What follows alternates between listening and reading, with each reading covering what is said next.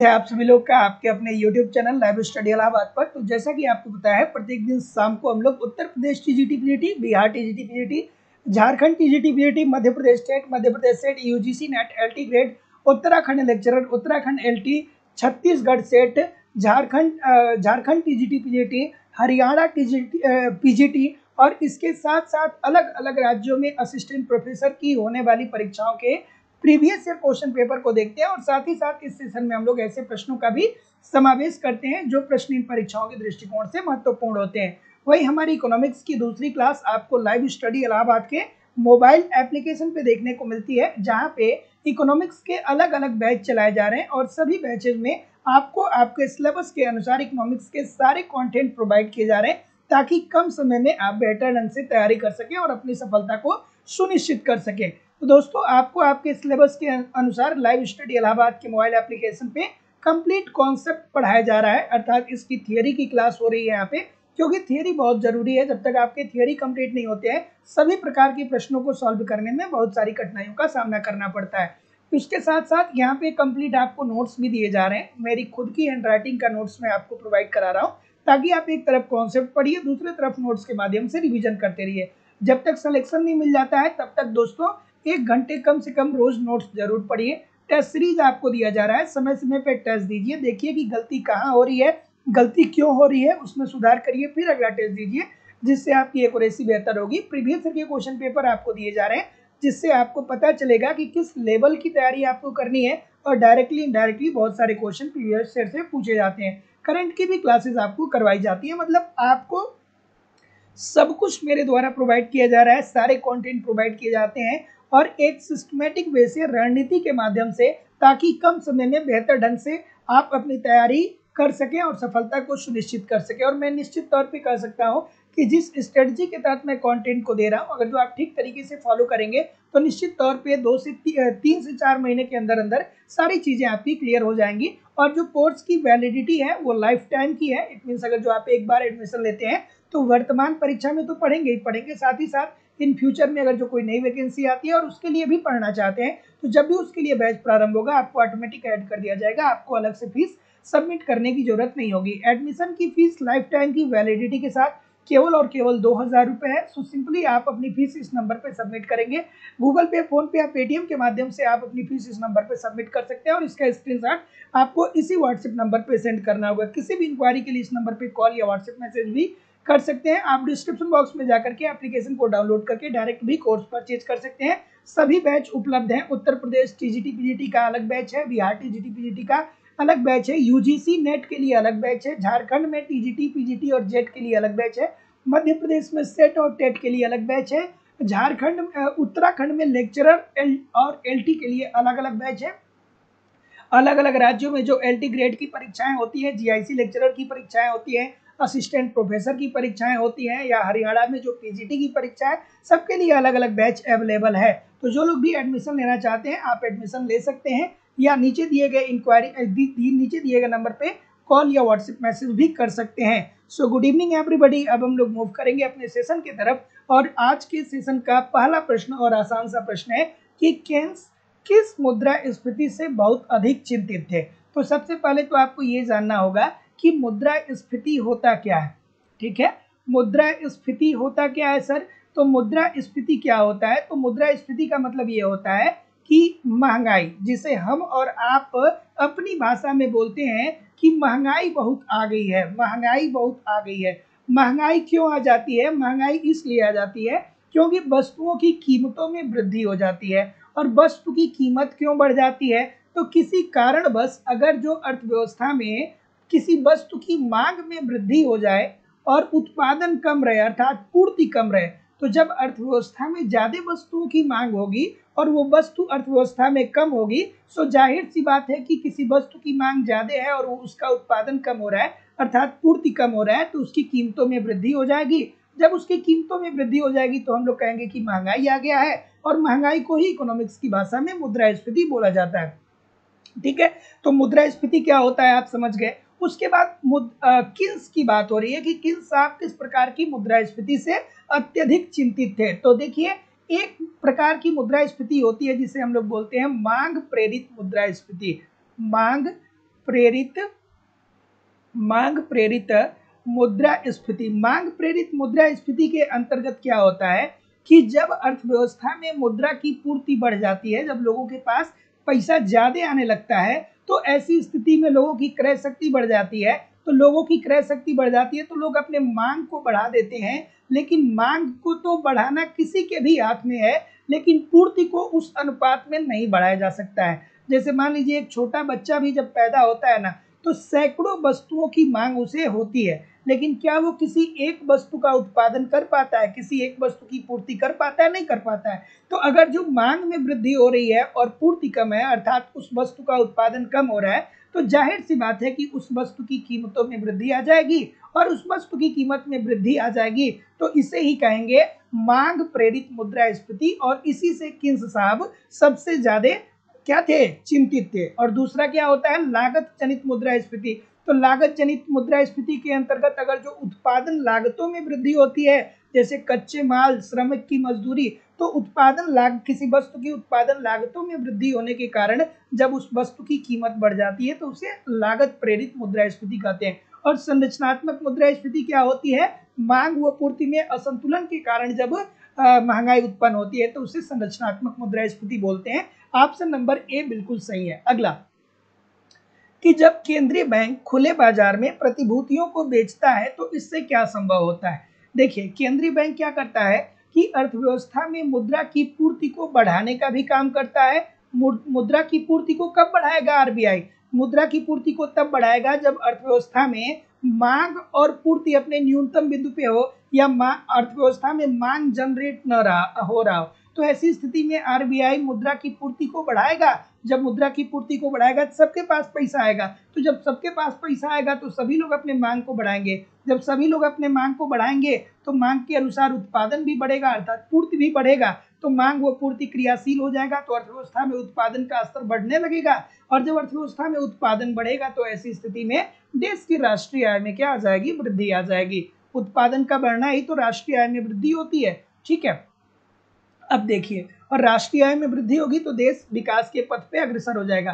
तो अगर जो अर्थव्यवस्था में मुद्रा की पूर्ति कब बढ़ाई जाती है? तब बढ़ाई जाती है जब अर्थव्यवस्था में आर्थिक क्रियाएं क्या होती हैं? मंद होती हैं। तो अर्थव्यवस्था में आरबीआई क्या करता है कि मुद्रा की पूर्ति को बढ़ाता है, जिससे सबके पास पैसा चला जाए। जब सबके पास पैसा चला जाए तो लोग क्या करेंगे कि मांग को बढ़ाएंगे। मांग बढ़ेगा तो पूर्ति भी बढ़ेगा, पूर्ति बढ़ेगा तो उत्पादन भी बढ़ेगा, उत्पादन बढ़ेगा तो राष्ट्रीय आय में वृद्धि होगी। और वहीं दूसरी तरफ आरबीआई क्या करता है कि मुद्रा की पूर्ति में कब कमी करता है? तो मुद्रा की पूर्ति में आरबीआई तब कमी करता है जब ये देखता है कि अर्थव्यवस्था में मुद्रास्फीति की स्थिति बहुत ज्यादा है, अर्थात लोग मांग बहुत ज्यादा कर रहे हैं और उत्पादन कम हो रहा है, अर्थात पूर्ति कम हो रहा है। इट मीन्स कि लोग बहुत ज्यादा अमीर हैं, बहुत ज्यादा लोग अमीर होते जा रहे हैं और मांग बहुत ज्यादा हो रही है, लेकिन उत्पादन नहीं हो रहा है। इस वजह से वस्तुओं की कीमतें निरंतर बढ़ती जा रही हैं, वस्तु की कीमत निरंतर बढ़ती जा रही है, और वस्तु की कीमत निरंतर बढ़ती जा रही है तो अर्थव्यवस्था में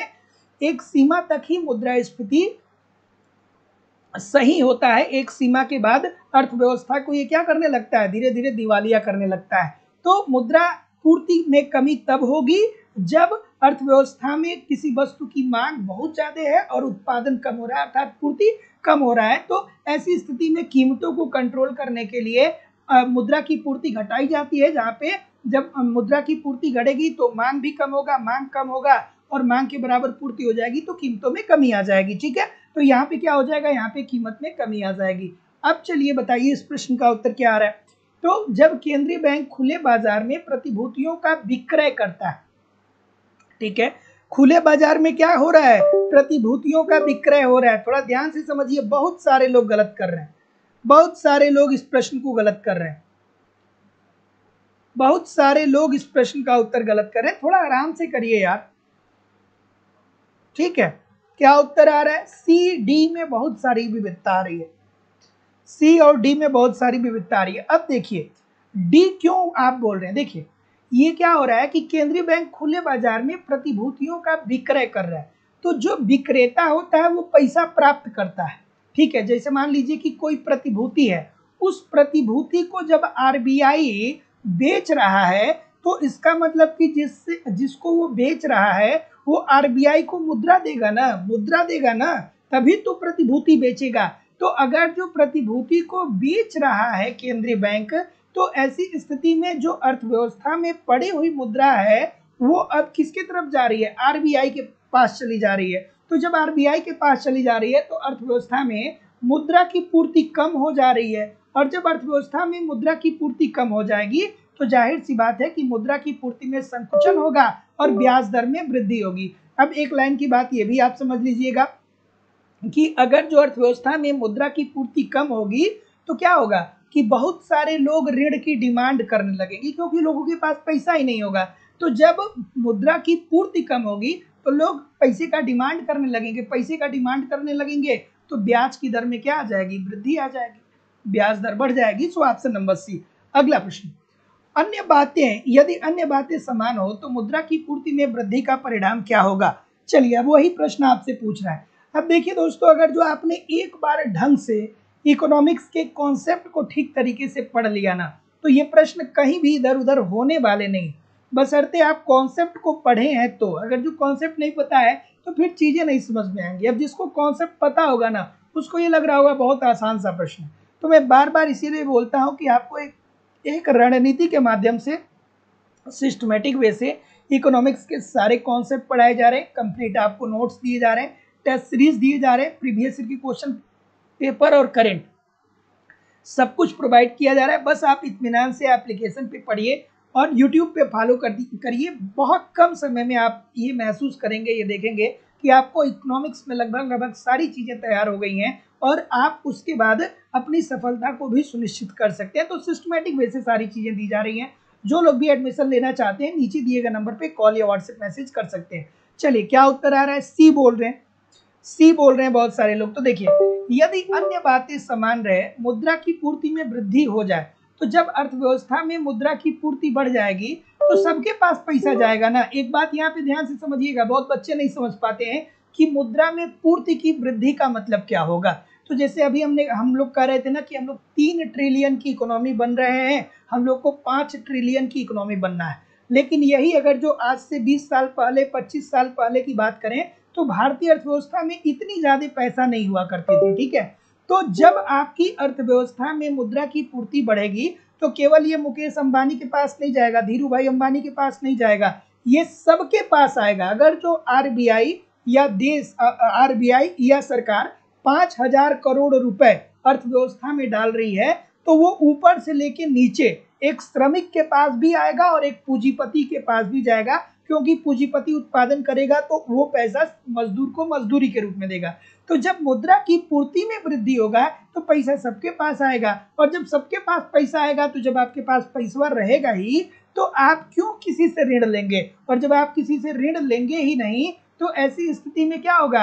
आपकी ब्याज की दर कम हो जाएगी। अर्थात मुद्रा की पूर्ति में अगर जो वृद्धि होती है तो आय का स्तर बढ़ जाएगा और ब्याज का स्तर नीचा हो जाएगा। इजी सी बात है। सभी लोग एक बार वीडियो को लाइक और शेयर कर दीजिए। इतने सारे लोग क्लास देख रहे हैं फिर भी लाइक और शेयर की संख्या बहुत कम है।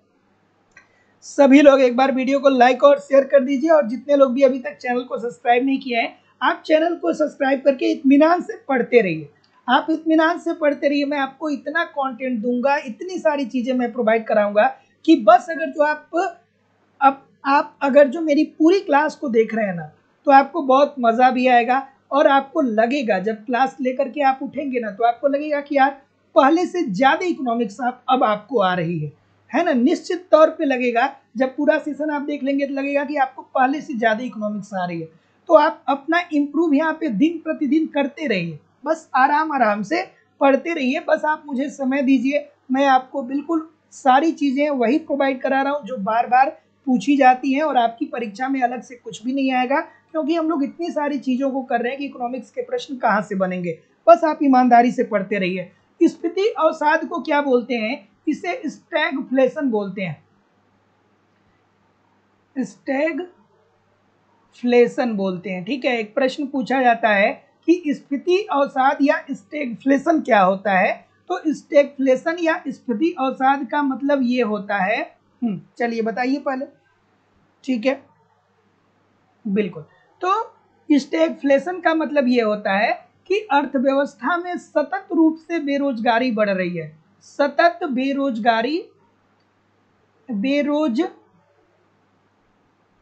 सतत रूप से बेरोजगारी बढ़ रही है और इसके साथ साथ सतत रूप से महंगाई भी बढ़ रही है, अर्थात मुद्रास्फीति भी बढ़ रही है। अर्थात क्या हो रही है? सतत रूप से मुद्रास्फीति भी बढ़ रही है, मुद्रास्फीति भी बढ़ रही है। सतत रूप से क्या हो रहा है? मुद्रास्फीति। तो स्टैगफ्लेशन एक ऐसी अवस्था है जिसके अंतर्गत अर्थव्यवस्था में बेरोजगारों की संख्या में वृद्धि होती है सतत रूप से, और इसके साथ साथ अर्थव्यवस्था में मुद्रास्फीति भी बढ़ता है। अब अगर जो बेरोजगारों की संख्या में वृद्धि हो रही है तो जाहिर सी बात है कि जब श्रमिक बेरोजगार हो रहे हैं, इसका मतलब कि जो श्रमिक उत्पादन में लगे थे अब वो उत्पादन से निकल रहे हैं, अर्थात उत्पादन में क्या आ जाएगी? उत्पादन में क्या आ जाएगी? कमी आ जाएगी। और मुद्रास्फीति का मतलब क्या होता है? कि मुद्रास्फीति का मतलब होता है कि वस्तु की कीमतों में वृद्धि हो गई है। यही तो हम बार बार बताते हैं कि मुद्रास्फीति का मतलब होता है कि वस्तु की कीमतों में वृद्धि हो गई है, अर्थात महंगाई आ गई है।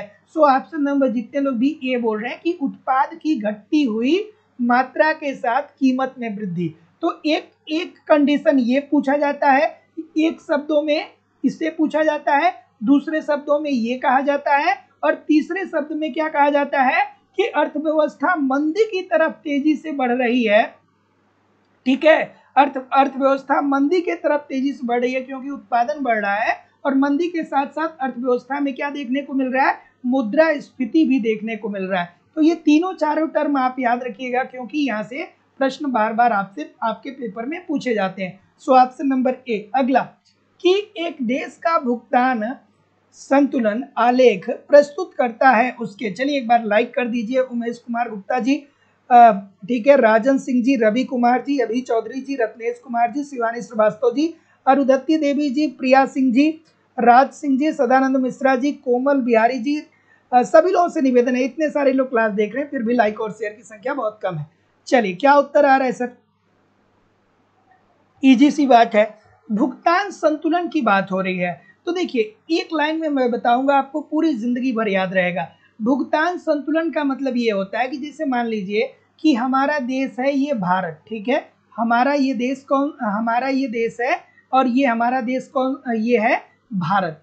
तो ये जो भारत है ना, वो विश्व के समस्त देशों के साथ, जैसे मान लीजिए कि चीन के साथ, जैसे मान लीजिए अमेरिका के साथ, ठीक है, जैसे मान लीजिए अमेरिका के साथ, जैसे मान लीजिए श्रीलंका के साथ, तो देखिए किसी एक वित्तीय वर्ष में किसी एक देश के द्वारा विश्व के अन्य देशों से जो भी लेन देन होता है उसी के वित्तीय विवरण को ही भुगतान संतुलन कहते हैं।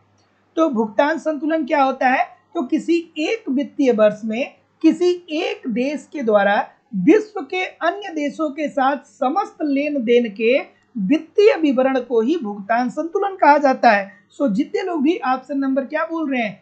सी बोल रहे हैं कि एक निश्चित अवधि में अन्य देश इसके साथ समस्त आर्थिक लेन देन करते हैं। तो मैंने क्या बोला कि भुगतान संतुलन क्या होता है? तो किसी एक वित्तीय वर्ष में, अर्थात एक वर्ष में, वित्तीय वर्ष, भारत का वित्तीय वर्ष क्या है? सभी लोग कमेंट करके बताइए कि भारत का वित्तीय वर्ष क्या है। सभी लोग कमेंट करके बताइए कि भारत का वित्तीय वर्ष क्या है। तो भुगतान संतुलन क्या होता है? तो किसी एक वित्तीय वर्ष में किसी एक देश के द्वारा विश्व के अन्य देशों के साथ समस्त लेन देन के वार्षिक विवरण को ही क्या बोलते हैं? भुगतान संतुलन बोलते हैं। Option number C. अगला, कि लोच के प्रत्यागम अनुसार अवमूल्यन का देश के व्यापार शेष पर सकारात्मक प्रभाव तभी पड़ेगा जब देश के निर्यातों की मांग तथा आयातों की मांग की लोच बराबर होगी। अब यहाँ पे दोस्तों आपको पता है मार्शल और लर्नर का जो शर्त है वो आपको समझ में आना चाहिए, लेकिन ठीक है, ध्यान से समझिएगा कि ये क्या आपसे पूछ रहा है। ये आपसे पूछ रहा है सर, एक सेकेंड, ये आपसे क्या पूछ रहा है? ये पूछ रहा है कि सकारात्मक प्रभाव कब पड़ेगा। ठीक है, तो तीन कंडीशन होती है। एक कंडीशन होती है कि EX प्लस EM जब क्या होता है? ग्रेटर देन 1 के होता है। दूसरी कंडीशन होती है e x plus e m is equal to 1 के होता है। तीसरी कंडीशन होती है e x plus e m less than 1 के होता है। ठीक है, ये 3 कंडीशन होती है। अब यहाँ पे अवमूल्यन भी आपको समझ में आना चाहिए। अगर जो अवमूल्यन भी नहीं समझ में आ रहा है तो कॉन्सेप्ट पढ़िए भैया। अवमूल्यन का मतलब क्या होता है कि अवमूल्यन का मतलब ये होता है कि किसी देश की मुद्रा का बाह्य मूल्य कम कर दिया जाता है।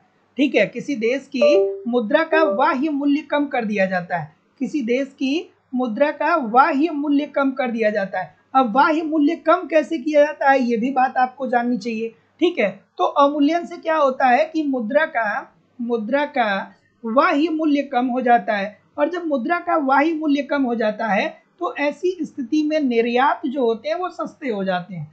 निर्यात क्या होते हैं? सस्ते हो जाते हैं। निर्यात क्या होते हैं? सस्ते हो जाते हैं। और आयात क्या होते हैं? आयात जो होता है वो महंगा हो जाता है। आयात महंगा हो जाता है। ऐसा हम लोग क्यों करते हैं? ऐसा इसलिए करते हैं क्योंकि हम अपने आप को अंतर्राष्ट्रीय बाजार में स्थापित करना चाहते हैं। ठीक है, और भुगतान असंतुलन की समस्या को दूर करना चाहते हैं। तो अगर जो आप मार्शल लर्नर की थियरी को पढ़ेंगे तो 3 कंडीशन दिया गया है कि ई एक्स ई एम जब बड़ा होगा 1 के, ई एक्स प्लस ई एम जब बराबर होगा 1 के, और ई एक्स प्लस ई एम क्या होगा? ई एक्स प्लस ई एम जब लेस देन होगा 1 के। ठीक है, ये 3 कंडीशन है। तो जितने लोग भी ऑप्शन नंबर डी बोल रहे हैं कि ये सकारात्मक प्रभाव की बात कर रहा है तो इकाई से अधिक होनी चाहिए, अर्थात ये पहली बात है। ठीक है, यहाँ पे स्थिर होगा और यहाँ पे क्या होगा? प्रतिकूल होगा, नकारात्मक होगा। So option number D according to the question this is the right answer हो जाएगा। अब जैसे देखिए इस प्रश्न में इतनी सारी चीजों की जरूरत पड़ रही है ना कि आपको ये भी पता होना चाहिए कि अवमूल्यन क्या होता है, आपको ये भी पता होना चाहिए कि मार्शल लर्नर की शर्त क्या होती है। ये सारी चीजें तभी आपको समझ में आएंगी जब आप कॉन्सेप्ट पढ़ेंगे। ठीक है, चलिए क्या उत्तर आ रहा है सर? कि निम्न देशों में से कौन सा देश क्षेत्रीय सहयोग के दक्षिण एशियान संगठन का सदस्य नहीं है? और बहुत सारे प्रश्न ऐसे हैं जिसको आप बड़े आराम से इसी प्रकार के सेशन से सॉल्व कर सकते हैं, लेकिन वहीं दूसरी साइड बहुत सारे ऐसे प्रश्न हैं जिसे थोड़ा सा आपको कॉन्सेप्ट पढ़ने की जरूरत पड़ेगी। क्या उत्तर आ रहा है सर? ठीक है, सार्क की बात हो रही है। ठीक है, सार्क की स्थापना कब हुई थी? किसी को याद है? 1985 में हुई थी। और 1985 में कहाँ पे हुई थी? बांग्लादेश के ढाका में सार्क की स्थापना हुई थी। बांग्लादेश के ढाका में सार्क की स्थापना हुई थी। और सार्क का जो मुख्यालय अभी वर्तमान समय में है, मुख्यालय कहाँ पे है? मुख्यालय इसका काठमांडू है। बार बार पूछा जाता है काठमांडू कहाँ पे? नेपाल में। ठीक है, काठमांडू कहाँ पे है? काठमांडू कहाँ पे है? नेपाल में। काठमांडू में इसका अभी मुख्यालय है, नेपाल में। ठीक है, ठीक है। शुरू में जब सार्क की स्थापना हुई थी, अर्थात 1985 में जब इसकी स्थापना हुई तो केवल 7 ही सदस्य देश थे। लेकिन एक नवीन देश 2007 में आया जिसका नाम है अफगानिस्तान। अफगानिस्तान, ठीक है, अफगानिस्तान। अफगानिस्तान सार्क का 8वां सदस्य देश बना है। तो दोस्तों सार्क के कुल कितने सदस्य देश हैं? 8 सदस्य देश हैं। पहला इसमें है, आप यहाँ पे भारत ले लीजिए, बांग्लादेश, भारत, बांग्लादेश, एक सेकेंड, भारत, बांग्लादेश। उसके बाद इसमें आपको भूटान, श्रीलंका, पाकिस्तान, भूटान, श्रीलंका, लिख लीजिए, भूटान, श्रीलंका, पाकिस्तान, पाकिस्तान लिख लीजिए। बार बार ये पूछा जाता है और ऐसे प्रश्न को एग्जामिनेशन हॉल में बहुत सारे लोग नहीं कर पाते हैं। ठीक है, पाकिस्तान, मालदीव और इसके साथ साथ अभी 2007 में अफगानिस्तान इसका सदस्य बना है। अफगानिस्तान, ठीक है। सो ऑप्शन नंबर क्या आ रहा है इसमें? कौन सा एक नहीं है? तो वर्मा इसमें कहीं पे भी नहीं है। तो जितने लोग भी सी बोल रहे हैं सभी लोग का उत्तर यहाँ पे बिल्कुल ठीक हो जाएगा। तो याद रखिएगा कि निम्नलिखित देशों में से कौन सा क्षेत्रीय सहयोग के दक्षिण एशियाई संगठन सार्क का सदस्य नहीं है। तो देखिए ये जो दक्षिण एशियाई संगठन है ना, इसमें 8 सदस्य हैं, भारत, बांग्लादेश, भूटान, श्रीलंका, पाकिस्तान, मालदीव, अफगानिस्तान। और ये क्यों एक दूसरे के साथ क्यों जुड़े हैं? क्योंकि ये दक्षिण एशिया में इनका लोकेशन है और ये लोग आपस में मिल करके एक दूसरे के साथ क्षेत्रीय सहयोग के माध्यम से व्यापार को बढ़ावा देना चाहते हैं और अपने अपने देश का आर्थिक विकास करना चाहते हैं। So option number C. और काठमांडू इसका मुख्यालय है नेपाल में। इसकी स्थापना 85 में हुई थी, ढाका में। अगला, आर्थिक विकास की प्रक्रिया की अवधि में किसी अर्थव्यवस्था का उत्पादन संभावना वक्र होता है। ठीक है, उत्पादन संभावना वक्र कि आर्थिक विकास की प्रक्रिया की अवधि में किसी अर्थव्यवस्था का उत्पादन संभावना वक्र होता है। सो इजी सी बात है, उत्पादन संभावना वक्र की अगर जो हम लोग बात करें दोस्तों, तो क्या उत्तर होगा?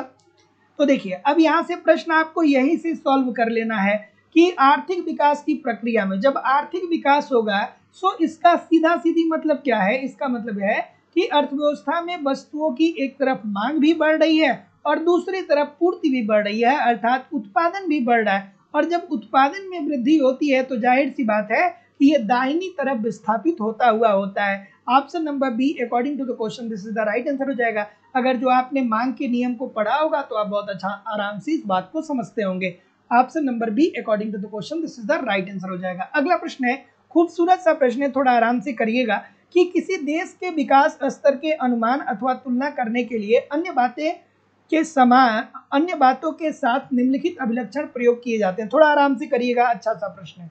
ठीक है, और दोस्तों आप लोगों की इकोनॉमिक्स की दूसरी क्लास लाइव स्टडी इलाहाबाद के मोबाइल एप्लीकेशन पे होती है, जहां पे इकोनॉमिक्स के अलग अलग बैच चलाए जा रहे हैं और सभी बैचेज में आपको आपके सिलेबस के अनुसार इकोनॉमिक्स के सारे कंटेंट दिए जा रहे हैं एक रणनीति के माध्यम से, ताकि आप ठीक तरीके से उन सारे कंटेंट को फॉलो करें और कम समय में बेहतर ढंग से आप तैयारी करके अपनी सफलता को सुनिश्चित कर सकें।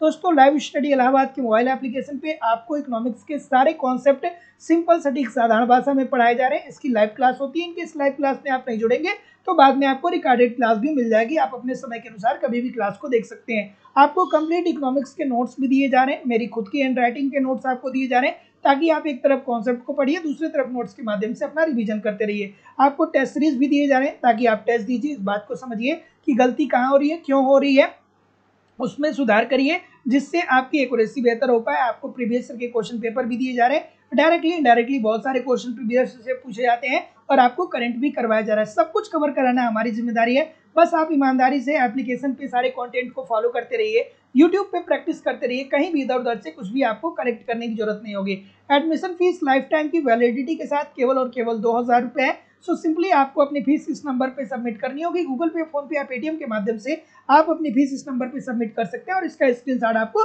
इसी व्हाट्सएप नंबर पे सेंड करना होगा। किसी भी इंक्वायरी के लिए इस नंबर पे कॉल या व्हाट्सएप मैसेज कर सकते हैं। चलिए क्या उत्तर आ रहा है सर?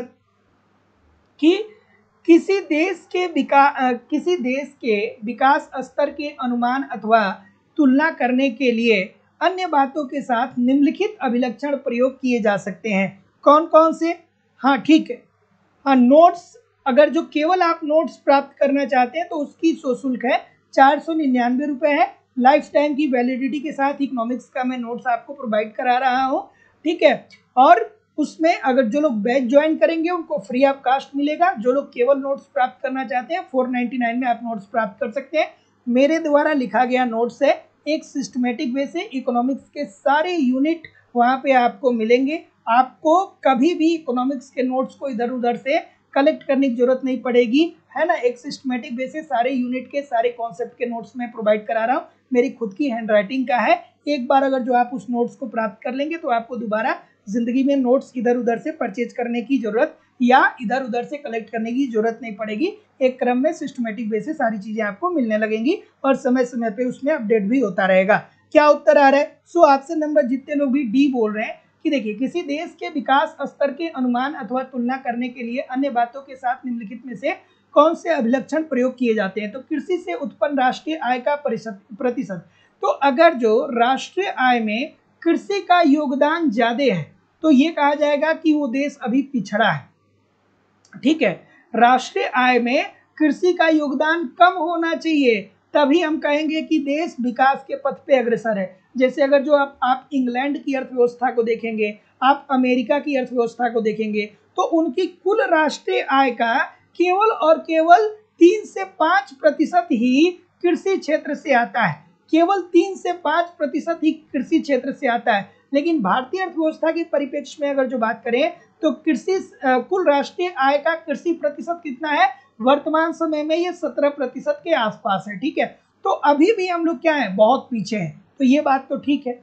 व्यापार से संबंधित सकल राष्ट्रीय उत्पाद का प्रतिशत, ठीक है, अगर जो व्यापार आप ज्यादा करेंगे तो ये बात समझ में आएगी कि आप विकास कर रहे हैं, नहीं करेंगे तो आप विकास नहीं कर रहे हैं। और प्रति व्यक्ति ऊर्जा उपभोग, तो जितने लोग भी डी बोल रहे हैं, उपरोक्त सभी लोग का उत्तर यहाँ पे बिल्कुल ठीक हो जाएगा। अगला कि यदि पूंजी उत्पाद अनुपात 5 है और जनसंख्या विकास दर 2% है और सामाजिक प्रति व्यक्ति विकास दर जो है वो 3.5% है, तो बचत की दर की क्या आवश्यकता होगी? क्या उत्तर आ रहा है भाई? ऑप्शन नंबर, अब देखिए ऐसे प्रश्नों के लिए ये पता है, अगर जो आप नई कॉन्सेप्ट पढ़े हैं तो ये पता ही नहीं चलेगा कि आखिरकार इकोनॉमिक्स के किस यूनिट का प्रश्न है। तो अगर जो आपने हैरड डोमर मॉडल पढ़ा है ना, हैरड डोमर मॉडल अगर जो आपने पढ़ा है तो वहां पे आपको ये बातें समझ में आ जानी चाहिए। ठीक है, हैरड डोमर मॉडल में अगर जो हम लोग बात करें तो एक कंडीशन पढ़ते हैं कि GW इंटू GR जो होता है वो किसके बराबर होता है, S के बराबर होता है, अर्थात बचत की दर के बराबर होती है, सेविंग के बराबर होता है। ठीक है, यहाँ पे पूंजी उत्पादन अनुपात 5 दिया है, जनसंख्या विकास की दर कितनी दी गई है, 2% दी गई है, प्रति व्यक्ति विकास की दर कितनी दी गई है, 3.5% दी गई है। तो इसका मतलब कि क्या हो जाएगा, ठीक है, ठीक है, तो इसका मतलब कि GW क्या है, GW प्रति व्यक्ति विकास की दर है ना, तो GW का मान यहाँ पे 3.5 हो जाएगा। सॉरी GW ये क्या होगा, ये GR होता है। ठीक है, GW इंटू क्या होगा, R का मान इसमें क्या दिया गया है, 2% दिया गया है। R का मान कितना दिया गया, 2% दिया गया, R का मान 2% दिया गया। और अब यहाँ पे क्या कर रहा है, पूंजी उत्पाद अनुपात, तो कुल से पूंजी उत्पाद अनुपात को गुणा कर देंगे और जो आ जाएगा उत्तर वही हमारा S होगा। इसी S को ये पूछ रहा है, तो ऐसी स्थिति में ये कितना आ जाएगा, 3.5 गुणे 2 क्या आ जाएगा, 7 इंटू 5, 7 × 5 = 35। S का मान क्या आ जाएगा, S का मान आ जाएगा 35। So option number 8 according to the question this is the right answer हो जाएगा। ये हजारों छात्रों से आपको आगे करने वाला प्रश्न है। चलिए अगला प्रश्न, कि अपने विकास के सिद्धांत में शुम्पीटर ने बल दिया। सो इजी सी बात है, शुम्पीटर साहब एक खूबसूरत से अर्थशास्त्री थे और उनका ये कहना था ना कि अगर जो अर्थव्यवस्था में आर्थिक विकास करना है तो ऐसी स्थिति में उद्यमी को नवप्रवर्तक होना पड़ेगा, नवप्रवर्तक होना पड़ेगा।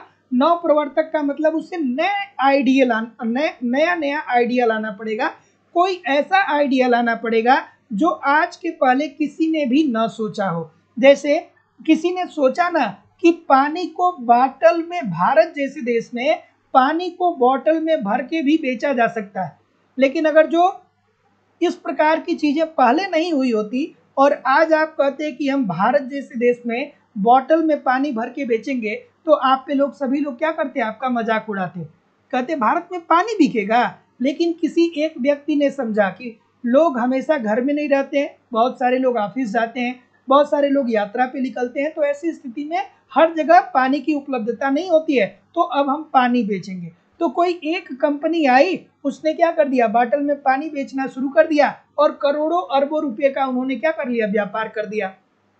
तो शुम्पीटर ने साहब ने कहा कि एक उद्यमी को अगर जो अर्थव्यवस्था को आर्थिक विकास करना है तो उद्यमी को नवप्रवर्तक होना चाहिए। जैसे देखिए पहले चारों तरफ से क्या होता था, ऊपर से बंद कार आती थी, सनरूफ नहीं होता था, मतलब ऊपर जो खुला हुआ भाग अब वर्तमान समय की कारों में देखने को मिल रहा है, ये पहले नहीं होता था। लेकिन कोई एक मैकेनिक आया होगा जो कहा होगा कि मनुष्य जो है वो क्या है, वो चाहता है कि हम कार के अंदर खड़े होकर के और बाहर चारों तरफ देखते रहे।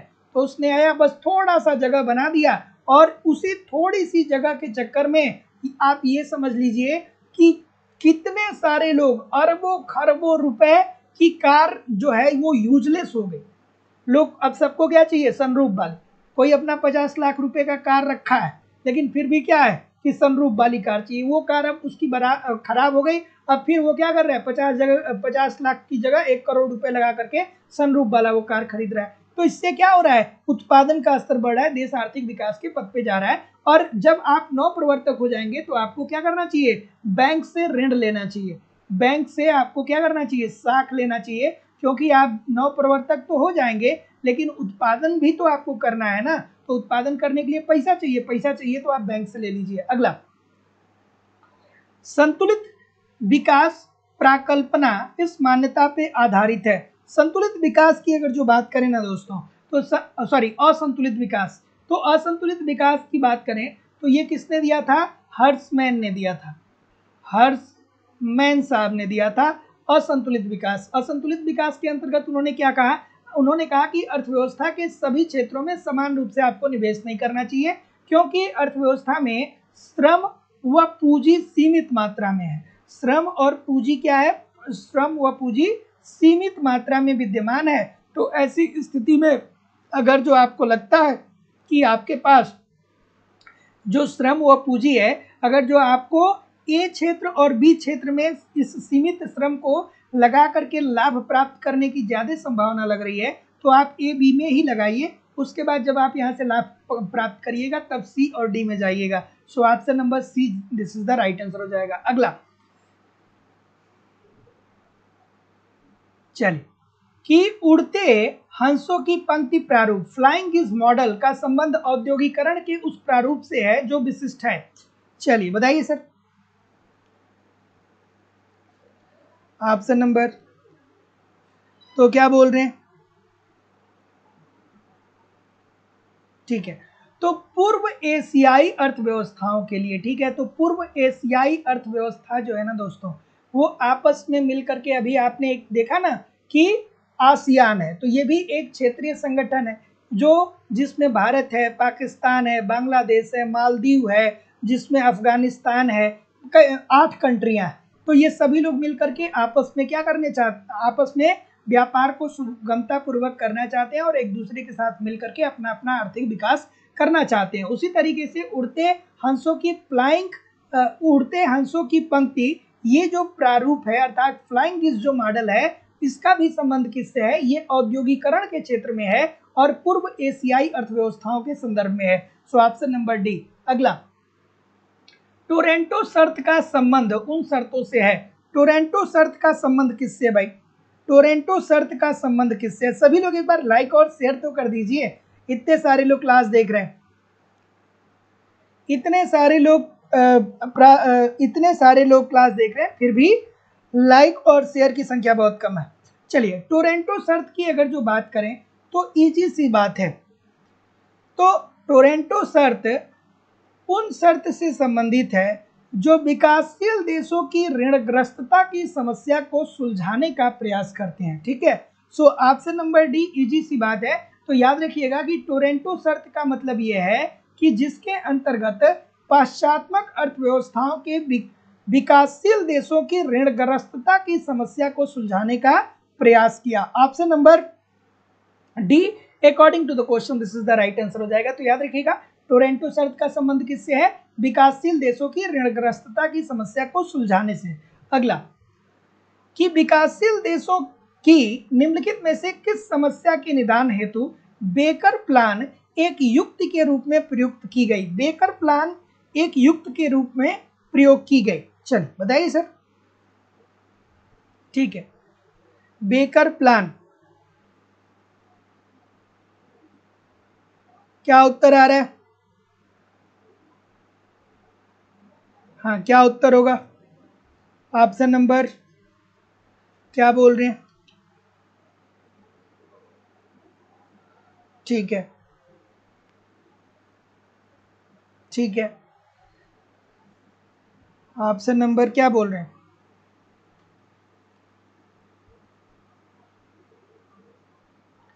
कौन क्या बोल रहा है कि सर पिछले प्रश्न में श्रम व पूंजी असीमित वाला ऑप्शन सही नहीं होगा। क्या था भाई, एक सेकंड रुकिए, ये प्रश्न था। तो मैंने यही तो बोला कि श्रम, पूंजी और श्रम की पूर्ति स्थिर है। स्थिर का मतलब क्या होता है? स्थिर का मतलब सीमित ही तो होता है ना, सीमित ही तो होता है ना। अब इतना इतना इतनी सारी चीजें अगर जो आप नहीं समझेंगे तो भाई, अगर जो आप ये सोचे कि आपके पेपर में एक एक शब्द हूबहू दिया जाए तो एक एक शब्द हूबहू नहीं मिलेंगे। सीमित की बात होती है, ठीक है, असीमित की बात नहीं होती है। और थोड़ा बहुत समझा करिए, खुद से समझा करिए। आप लोग जजमेंट देने लगते हैं कि वो सही नहीं होगा। क्यों नहीं सही होगा भाई? स्थिर का मतलब क्या होगा? कॉमन सेंस थोड़ा सा लगाइए, है ना, थोड़ा कॉमन सेंस लगाइए। जजमेंट नहीं देना चाहिए। जब तक आप 100% क्लियर नहीं है तब तक कोई जजमेंट ना दीजिए, है ना। थोड़ा सा चीजों को समझिए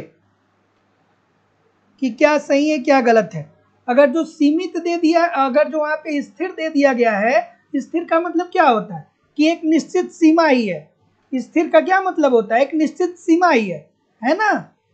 आप लोग जब कमेंट करते हैं तो इधर उधर के बच्चे कंफ्यूज होते हैं, इस बात को समझा करिए। बहुत बड़े ज्ञानी बनने का प्रयास ना करिए, बात को समझने का प्रयास करिए, क्योंकि मुझे भी डिस्ट्रैक्शन होता है ना, मुझे भी डिस्ट्रैक्शन होता है उससे। चलिए, क्या उत्तर आ रहा है कि विकासशील, आपके एक कमेंट की वजह से कोई बच्चा कंफ्यूज हो जाएगा, इस बात को समझिए। जब तक आप पूर्ण रूप से उस चीज पे कंफर्म नहीं है, तब तक आप अपने बात को अपने पास रखिए, स्क्रीनशॉट ले लीजिए, हमसे को आप हमारे व्हाट्सएप पे मैसेज कर लीजिए, और उस प्रश्न में तो कहीं कोई दिक्कत ही नहीं। चलिए, क्या उत्तर होगा? क्या उत्तर होगा कि विकासशील देशों की निम्नलिखित में से किस समस्या के निदान हेतु बेकर प्लान एक युक्ति के रूप में प्रयोग की गई? तो बेकर प्लान जो है वो किस युक्ति के रूप में प्रयोग की गई? तो किस युक्ति के रूप में प्रयोग की गई? तो बेकर प्लान भी बनाया गया ऋण अदायगी की समस्या के निदान के लिए। तो याद रखिएगा कि विकासशील देशों की निम्नलिखित में से किस समस्या के निदान हेतु बेकर प्लान बनाया गया? तो याद रखिएगा कि बेकर प्लान का संबंध किससे है? तो विकासशील देशों की ऋण समस्या की, विकासशील देशों में ऋण समस्या के निदान से। Option number D according to the question this is the right answer हो जाएगा। अगला, कि भारत में औद्योगिक विवाद का सबसे महत्वपूर्ण कारण है। भारत में औद्योगिक विवाद क्यों है?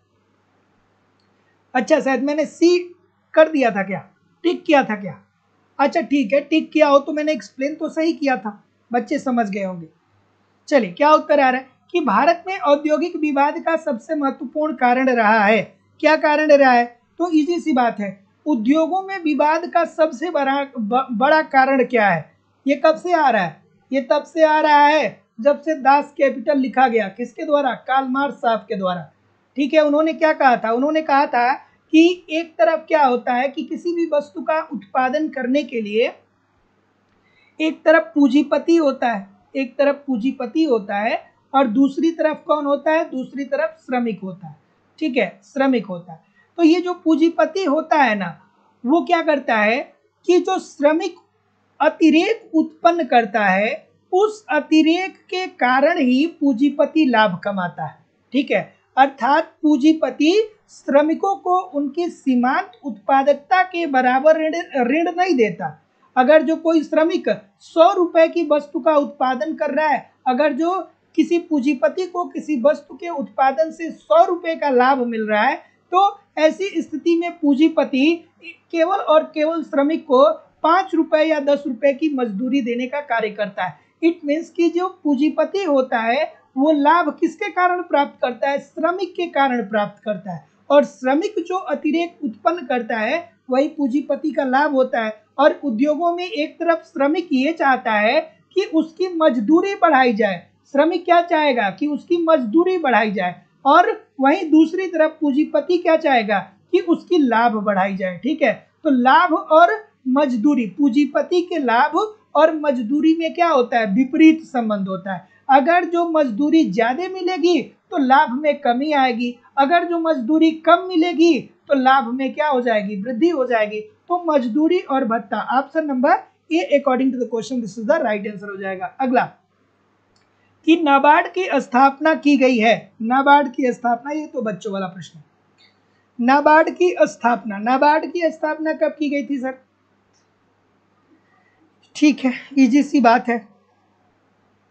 नाबार्ड की स्थापना तो दोस्तों आपको याद आना चाहिए 12 जुलाई 1982 शिवरामन कमेटी आपको याद आ जानी चाहिए। शिवरामन कमेटी के अनुशंसा के आधार पे नाबार्ड की स्थापना हुई थी। और नाबार्ड क्या करता है? ये अल्पकालीन ऋण प्रोवाइड करता है। अल्पकालीन ऋण ये प्रोवाइड करता है। ठीक है, क्या उत्तर आ रहा है? बी बोल रहे हैं, सी बोल रहे हैं, डी बोल रहे हैं। तो देखिए किसानों को ऋण प्रोवाइड करने के लिए बिल्कुल ठीक है, नाबार्ड किसानों को ऋण प्रोवाइड करता है। कृषि साख संस्थाओं को ये पुनर्वित्त भी प्रोवाइड करता है, बिल्कुल ठीक है। और कृषि विकास में ये सहायता भी देता है। तो जितने लोग भी ऑप्शन नंबर डी बोल रहे हैं उपरोक्त सभी लोग का उत्तर ठीक है। अगला कि वित्त आयोग का कार्य यह संस्तुत करना है कि वित्त आयोग का कार्य क्या होता है भाई? सभी लोग वीडियो को लाइक और शेयर तो कर दिया करिए। पूनम कुमारी जी, अरुंधति देवी जी, अजय जी, ब्रजेश कुमार भास्कर जी, राकेश विंद जी, भगवंती जी, सत्यम पाठक जी, पारस दास जी, अरुंधति देवी जी, रवि कुमार जी, नवीता भट्ट जी, रितु चौहान जी, संध्या पांडे जी, लाल बहादुर जी, विकास यादव जी, सभी लोगों से निवेदन है कि आप वीडियो को लाइक कर दिया करिए और शेयर कर दिया करिए। क्या उत्तर आ रहा है? तो देखिए वित्त आयोग की बात अगर जो करें तो भारतीय संविधान के अनुच्छेद 280 क के अंतर्गत वित्त आयोग का प्रावधान मिलता है। ठीक है, और वित्त आयोग में जो सदस्य होते हैं या वित्त आयोग का जो उपाध्यक्ष होता है उसकी नियुक्ति कौन करता है? वो राष्ट्रपति करता है। प्रत्येक कितने वर्ष में एक बार करता है? 5 वर्ष में एक बार करता है। और ये वित्त आयोग का कार्य क्या होता है? तो केंद्र तथा राज्यों के मध्य बांटे जाने वाले करों की शुद्ध राशि को वितरित करने के विषय में, ठीक है, राज्यों के बीच इस राशि के अंशों का आवंटन करने के विषय में, ये भी सही है, और राज्यों को केंद्र द्वारा दिए जाने वाले अनुदान के सिद्धांत के विषय में। So option number D according to the question this is the right answer हो जाएगा। अगला प्रश्न कि मांग जन्य मुद्रास्फीति निम्नलिखित कारणों में से किससे सृजित नहीं होती है? तो देखिए दोस्तों, मांग जन्य मुद्रास्फीति इससे सर्वाधिक चिंतित जो थे वो किन्स साहब थे। ठीक है, तो एक होती है दोस्तों मांग जन्य मुद्रास्फीति और दूसरी होती है लागत जन्य मुद्रास्फीति। ठीक है, लागत जन्य मुद्रास्फीति। ठीक है, और मुद्रास्फीति आप जानते ही हैं कि मुद्रास्फीति क्या होता है। तो मुद्रास्फीति का मतलब ये होता है, अगर जो आसान भाषा में मैं कहूँ कि मुद्रास्फीति क्या होता है, तो मुद्रास्फीति का मतलब ये होता है कि वस्तु की कीमतों में वृद्धि आ रही है। और वस्तु की कीमतों में वृद्धि कब होगी? जब किसी कारण से अर्थव्यवस्था में किसी वस्तु की मांग में बहुत ज्यादा वृद्धि हो जाए और उस वस्तु का उत्पादन अर्थात पूर्ति कम रहे। तो जब किसी वस्तु की डिमांड अर्थव्यवस्था में बहुत ज्यादा होगी और पूर्ति अर्थात उत्पादन कम होगा, सो जाहिर सी बात है कि वस्तु की कीमतों में वृद्धि हो जाएगी। और जब वस्तु की कीमत में वृद्धि आएगी तो आप कहेंगे कि महंगाई आ गई है, और महंगाई को ही इकोनॉमिक्स की भाषा में मुद्रास्फीति बोला जाता है। और मुद्रास्फीति मुख्य रूप से 2 प्रकार का होता है। एक मांग जन्य मुद्रास्फीति जिसकी बात किन्स साहब करते हैं, जिसके अंतर्गत ये कहते हैं कि जब अर्थव्यवस्था में जनसंख्या में वृद्धि होती है तो जनसंख्या में वृद्धि होने के कारण जैसे जैसे जनसंख्या बढ़ती है तो जनसंख्या बढ़ेगी तो मांग में भी वृद्धि होगी। अगर जो बच्चा एक पैदा होता है तो वो बहुत सारी वस्तुओं की मांग करता है, सैकड़ों वस्तुओं की मांग। अगर जो एक शिशु पैदा होता है तो भी सैकड़ों वस्तुओं की उसकी मांग होती है, लेकिन क्या वो किसी भी प्रकार की वस्तु का उत्पादन कर सकता है? नहीं कर सकता है। तो मांग हम और आप सभी लोग कर सकते हैं, लेकिन उत्पादन कोई कर सकता है क्या? उत्पादन बहुत कम लोग करते हैं या उद्यमी करते हैं। तो मांग तो सभी लोग बढ़ा सकते हैं लेकिन पूर्ति सभी लोग नहीं बढ़ा सकते हैं। मांग सभी लोग बढ़ा सकते हैं लेकिन पूर्ति सभी लोग नहीं बढ़ा सकते हैं। तो ऐसी स्थिति में जब मांग ज्यादा होगी पूर्ति कम होगा, तो ऐसी स्थिति में कीमतों में वृद्धि आ जाएगी। कीमतों में वृद्धि आ जाएगी तो आप उससे कहेंगे कि महंगाई आ गई है, और महंगाई को ही अर्थव्यवस्था की भाषा में मुद्रास्फीति बोला जाता है। और इस प्रकार से जो मुद्रास्फीति उत्पन्न होती है उसे मांग जन्य मुद्रास्फीति बोलते हैं। ठीक है, और दूसरा होता है लागत जन्य मुद्रास्फीति। तो लागत जन्य मुद्रास्फीति का मतलब ये होता है कि यहाँ भी वस्तु की कीमत महंगी होगी, लेकिन यहाँ पे वस्तु की कीमत बढ़ने के पीछे जनसंख्या में वृद्धि या मांग में वृद्धि नहीं है। यहाँ पे जो लागत जन्य मुद्रास्फीति होता है, इसके अंतर्गत वस्तु की उत्पादन लागतों में वृद्धि हो जाती है। जैसे कि कच्चे माल में, जैसे मान लीजिए कि रेशम से कपड़े का उत्पादन हो रहा है, कोई कंपनी है जो रेशम से कपड़े का उत्पादन कर रही है, और वो जिससे रेशम खरीदती है वो कहता है कि भैया अब हम महंगा देंगे, अब हम रेशम उस मूल्य पे नहीं देंगे जिस मूल्य पे पहले दे रहे हैं। तो अगर जो कच्चे माल की कीमत में वृद्धि हो जाती है, अगर जो उसमें जो मजदूर हैं वो कहें कि भैया आप हमारी मजदूरी बढ़ा दीजिए, क्योंकि अब मजदूरी आप नहीं बढ़ाएंगे तो हम काम नहीं करेंगे। तो अगर जो कच्चे माल की कीमत में वृद्धि होती है या मजदूर की मजदूरी में वृद्धि होती है, तो ऐसी स्थिति में वस्तु की उत्पादन लागत बढ़ जाएगी। जब वस्तु की उत्पादन लागत में वृद्धि आ जाएगी तो जाहिर सी बात है कि कीमत बढ़ा करके वो मार्केट में बेचेगा। जब कीमतें बढ़ गई हैं तो इस प्रकार से महंगाई आ जाती है, और महंगाई को ही मुद्रास्फीति बोलते हैं। तो अगर जो इस प्रकार से महंगाई आती है कि कच्चे माल व मजदूरी में वृद्धि होने के कारण वस्तु की कीमत बढ़ जाती है, तो उसे लागत जन्य मुद्रास्फीति बोलते हैं। सो जितने लोग भी ऑप्शन नंबर क्या बोल रहे हैं, डी बोल रहे हैं। क्यों? क्योंकि यहाँ पे पूछ रहा है कि मांग जन्य मुद्रास्फीति निम्नलिखित कारणों में से किससे सृजित नहीं होता है। तो ऊंची कर दर, जब कर की दर ऊंची लगा दी जाएगी, सरकार आपसे टैक्स ज्यादा लेगा, तो ऐसी स्थिति में क्या आप करेंगे, जिस पैसे से आप मांग कर सकते थे वो पैसा आप टैक्स के रूप में आप सरकार के पास दे देंगे, तो आपकी मांग में कमी आ जाएगी। सो ऑप्शन नंबर क्या आ रहा है, डी बिल्कुल सही है। अगला कि वस्तुएं गतिशील हैं क्योंकि साधन गतिशील नहीं है। ठीक है,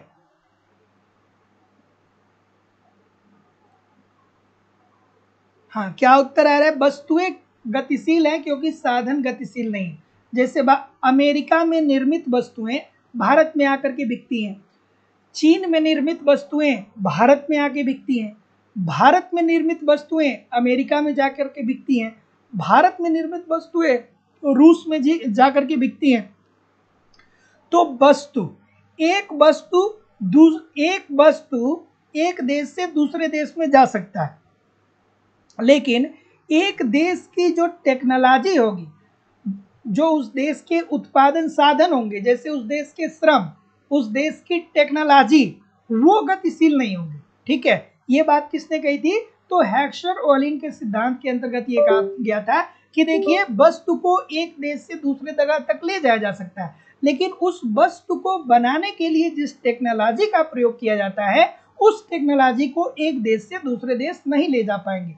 जैसे कि आपने देखा कि भारत ने क्या किया कि फाइटर जेट खरीदा, तो फाइटर जेट तो भारत ने खरीद लिया, वो एक वस्तु है, लेकिन जिस टेक्नोलॉजी के माध्यम से उसे बनाया गया, उस टेक्नोलॉजी को उस देश ने नहीं बताया कि हम किस टेक्नोलॉजी से इसको बनाए।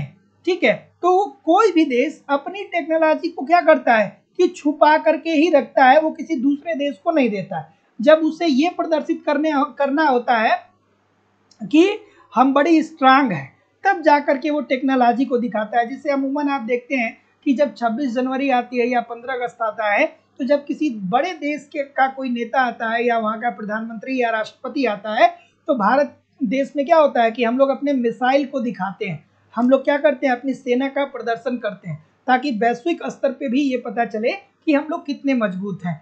चलिए, क्या उत्तर आ रहा है कि निम्न संतुलन पास की अवधारणा किसने प्रस्तुत की। इजी सी बात है, निम्न संतुलन पास 1956 की बात है, 1956 की ये बात है, बताइए। ठीक है, तो उन्होंने क्या बोला, निम्न संतुलन पास का सिद्धांत जो दिया वो नेल्सन साहब के द्वारा दिया गया, और उन्होंने कहा कि जब अल्प विकसित देशों में जनसंख्या में वृद्धि होती है ना, जब जनसंख्या में वृद्धि होती है, तो जनसंख्या में वृद्धि होने के कारण प्रति व्यक्ति में कमी आती है, प्रति व्यक्ति आय में कमी आती है, प्रति व्यक्ति आय में कमी आती है। अब प्रति व्यक्ति आय का फॉर्मूला इज इक्वल टू क्या होता है, प्रति व्यक्ति आय का फॉर्मूला सभी लोग लिख करके बताइए, राष्ट्रीय आय अपन कुल जनसंख्या। सभी लोग कमेंट करके बताइए प्रति व्यक्ति आय का फॉर्मूला क्या होता है। तो नेल्सन साहब का कहना था कि जब अल्प विकसित देश में जनसंख्या बढ़ता है तो प्रति व्यक्ति आय जो होता है वो न्यूनतम बिंदु पे आ जाता है और इतना आ जाता है कि लोग केवल और केवल अपनी आय से उपभोग ही कर सकते हैं, बेसिक सी वस्तुओं की जीवन निर्वाह कर सकते हैं, रोटी कपड़े की व्यवस्था ही वो कर सकते हैं, अन्य कुछ कर नहीं सकते हैं। तो प्रति व्यक्ति आय नीचे हो जाता है तो निवेश अर्थव्यवस्था में कम हो जाएगा,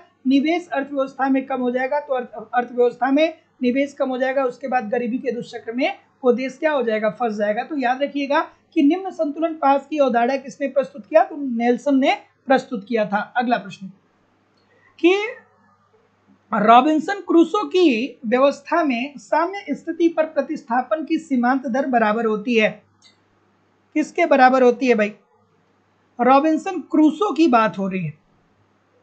सभी लोग एक बार वीडियो को लाइक और शेयर कर दिया करिए। राजकुमार प्रजापति जी, नविता भट्ट जी, शिवानी श्रीवास्तव जी, रवि कुमार जी, विकास कुमार मिश्रा जी, ठीक है, मोहम्मद साहिद नूरी जी, अक्षय गौरी जी, लाल बहादुर जी, अरुधति देवी जी, अनामिका जी, इतने सारे लोग क्लास देख रहे हैं लेकिन फिर भी लाइक और शेयर की संख्या बहुत कम है। और जो लोग भी अभी तक टेलीग्राम चैनल और लाइव स्टडी इलाहाबाद का व्हाट्सएप चैनल नहीं ज्वाइन किए हैं, आप डिस्क्रिप्शन बॉक्स में जाइए, वहाँ पे आपको टेलीग्राम चैनल और व्हाट्सएप चैनल दोनों का लिंक दिया गया है, आप दोनों जगह ज्वाइन हमें कर लीजिए क्योंकि वहाँ पे बहुत सारी चीज़ें आपको प्रोवाइड कराई जाती हैं। क्या उत्तर आ रहा है सर, ए बोल रहे हैं, तो जितने लोग भी ए बोल रहे हैं ठीक बोल रहे हैं कि रॉबिन्सन क्रूसो की व्यवस्था में साम्य स्थिति पर प्रतिस्थापन की सीमांत दर उत्पाद प्रवर्तन की सीमांत दर के बराबर होगा। अब ऐसे ही प्रश्नों के लिए आपको कॉन्सेप्ट पढ़ना पड़ेगा कि क्रूसो साहब की पूरी थियरी क्या है। तो याद रखिएगा कि रॉबिन्सन क्रूसो की व्यवस्था में साम्य स्थिति पर प्रतिस्थापन की सीमांत दर उत्पाद प्रवर्तन की सीमांत दर के बराबर होता है। अगला प्रश्न कि उत्पादन रूपांतरण वक्र का मूल बिंदु के प्रति नतोदर होने का कारण क्या है। अब उत्पादन रूपांतरण वक्र अगर जो आपने पढ़ा होगा तो आपने देखा होगा कि ये कुछ इस तरीके का होता है, ये नतोदर होता है। क्यों ऐसा होता है भाई, क्या उत्तर आ रहा है, ऑप्शन नंबर, इजी सी बात है, सबको पता होनी चाहिए, नहीं पता है, नहीं पता है बताइए।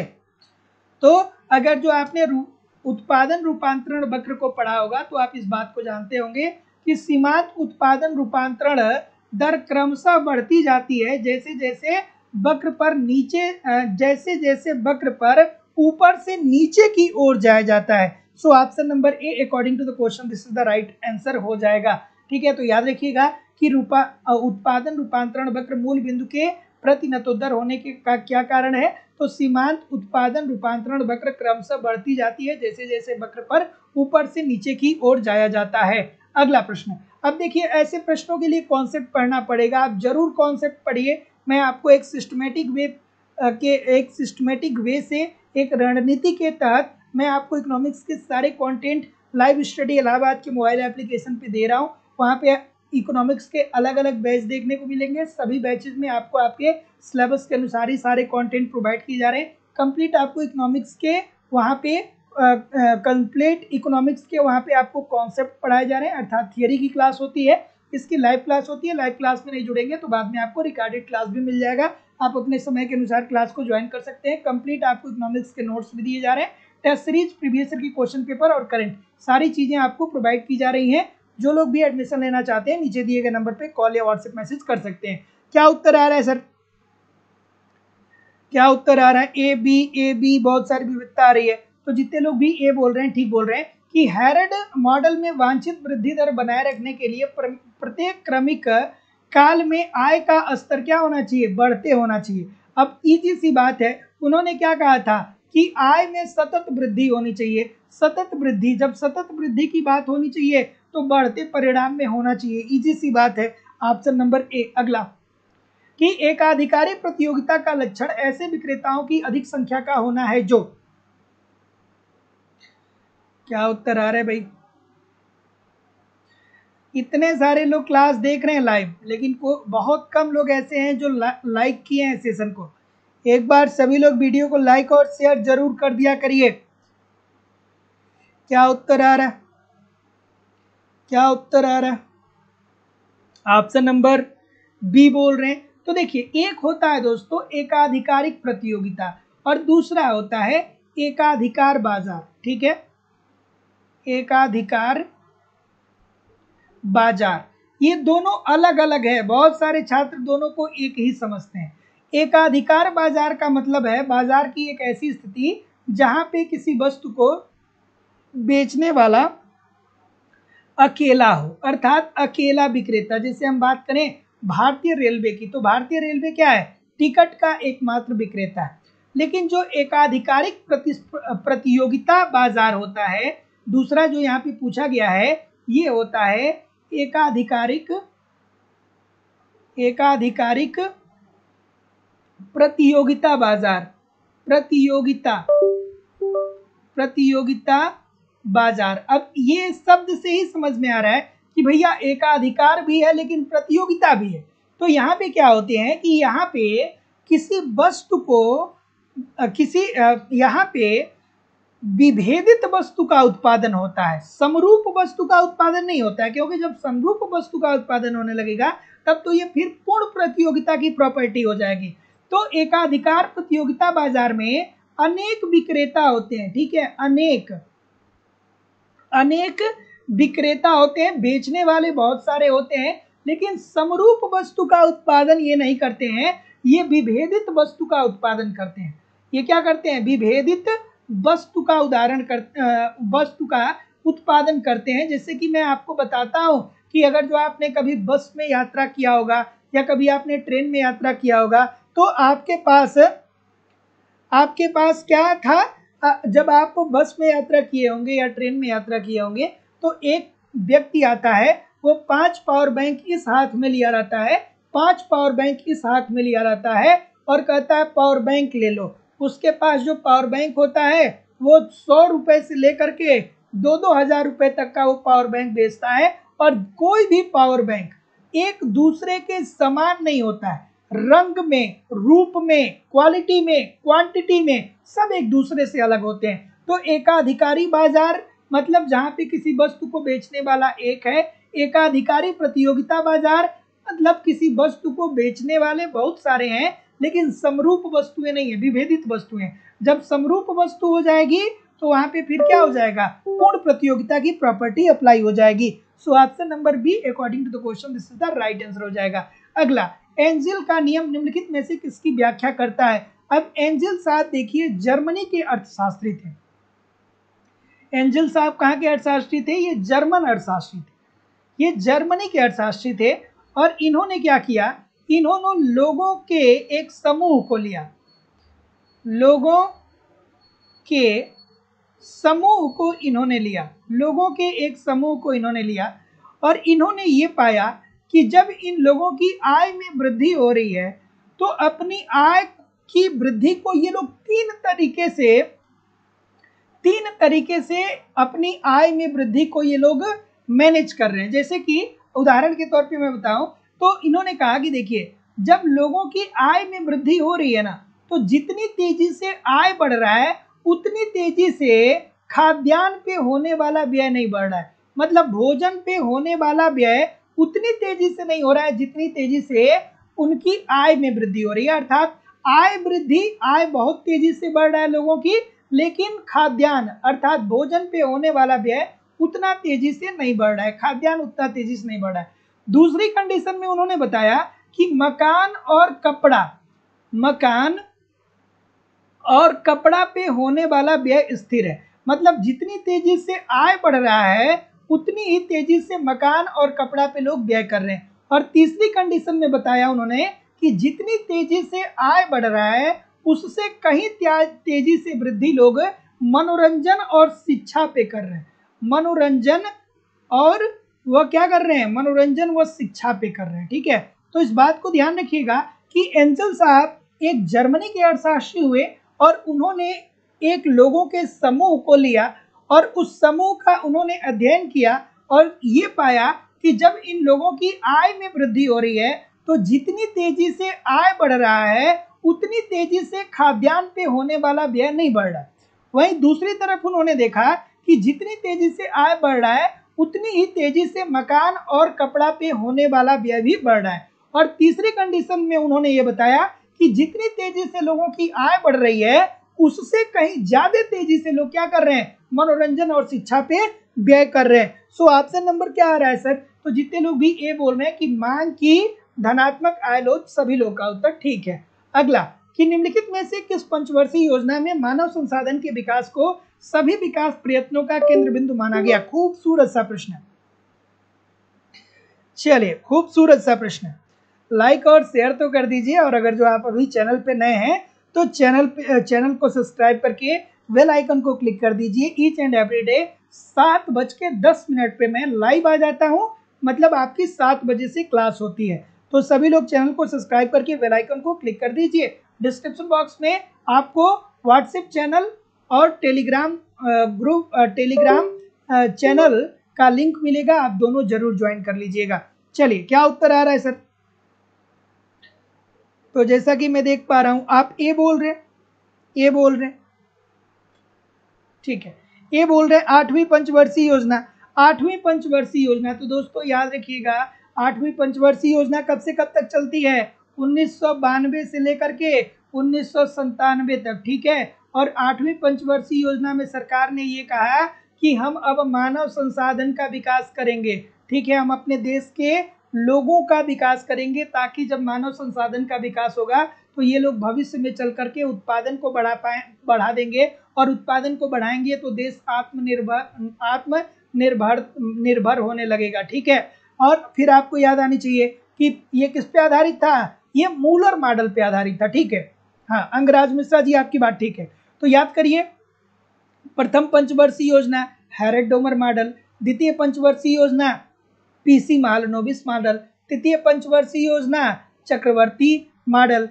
उसके बाद आपको योजना अवकाश याद आ जाना चाहिए 1966 से 1969 तक। फिर 5वीं पंचवर्षीय योजना इंदिरा गांधी जी याद आनी चाहिए, जिसमें 20 सूत्री कार्यक्रम और गरीबी हटाओ का नारा दिया गया। 8वीं पंचवर्षीय योजना मानव संसाधन का विकास, ठीक है, जो मूलर मॉडल जिसे हम कहते हैं, ठीक है। उसके बाद 11वीं पंचवर्षीय योजना समावेशी विकास, 12वीं और अंतिम पंचवर्षीय योजना उच्चतर समावेशी विकास। ये सब आपको याद आने चाहिए, ठीक है। अगला प्रश्न, की वैधानिक तरलता अनुपात में वृद्धि का परिणाम क्या होता है। वैधानिक तरलता अनुपात, देखिए दो तीन चीजें बहुत बच्चों को कंफ्यूज करती है कि नगद आरक्षित अनुपात क्या होता है और वैधानिक तरलता अनुपात क्या होता है। एक लाइन में बताऊंगा, आप जिंदगी भर भूलेंगे नहीं, देखिएगा। नगद आरक्षित अनुपात क्या होता है और वैधानिक तरलता अनुपात क्या होता है। तो वैधानिक तरलता अनुपात और नगद आरक्षित अनुपात का निर्धारण कौन करेगा, तो इसका जो निर्धारण करेगा वो आरबीआई करेगा। निर्धारण कौन करेगा, तो निर्धारण आरबीआई अर्थात आपके देश का केंद्रीय बैंक करेगा।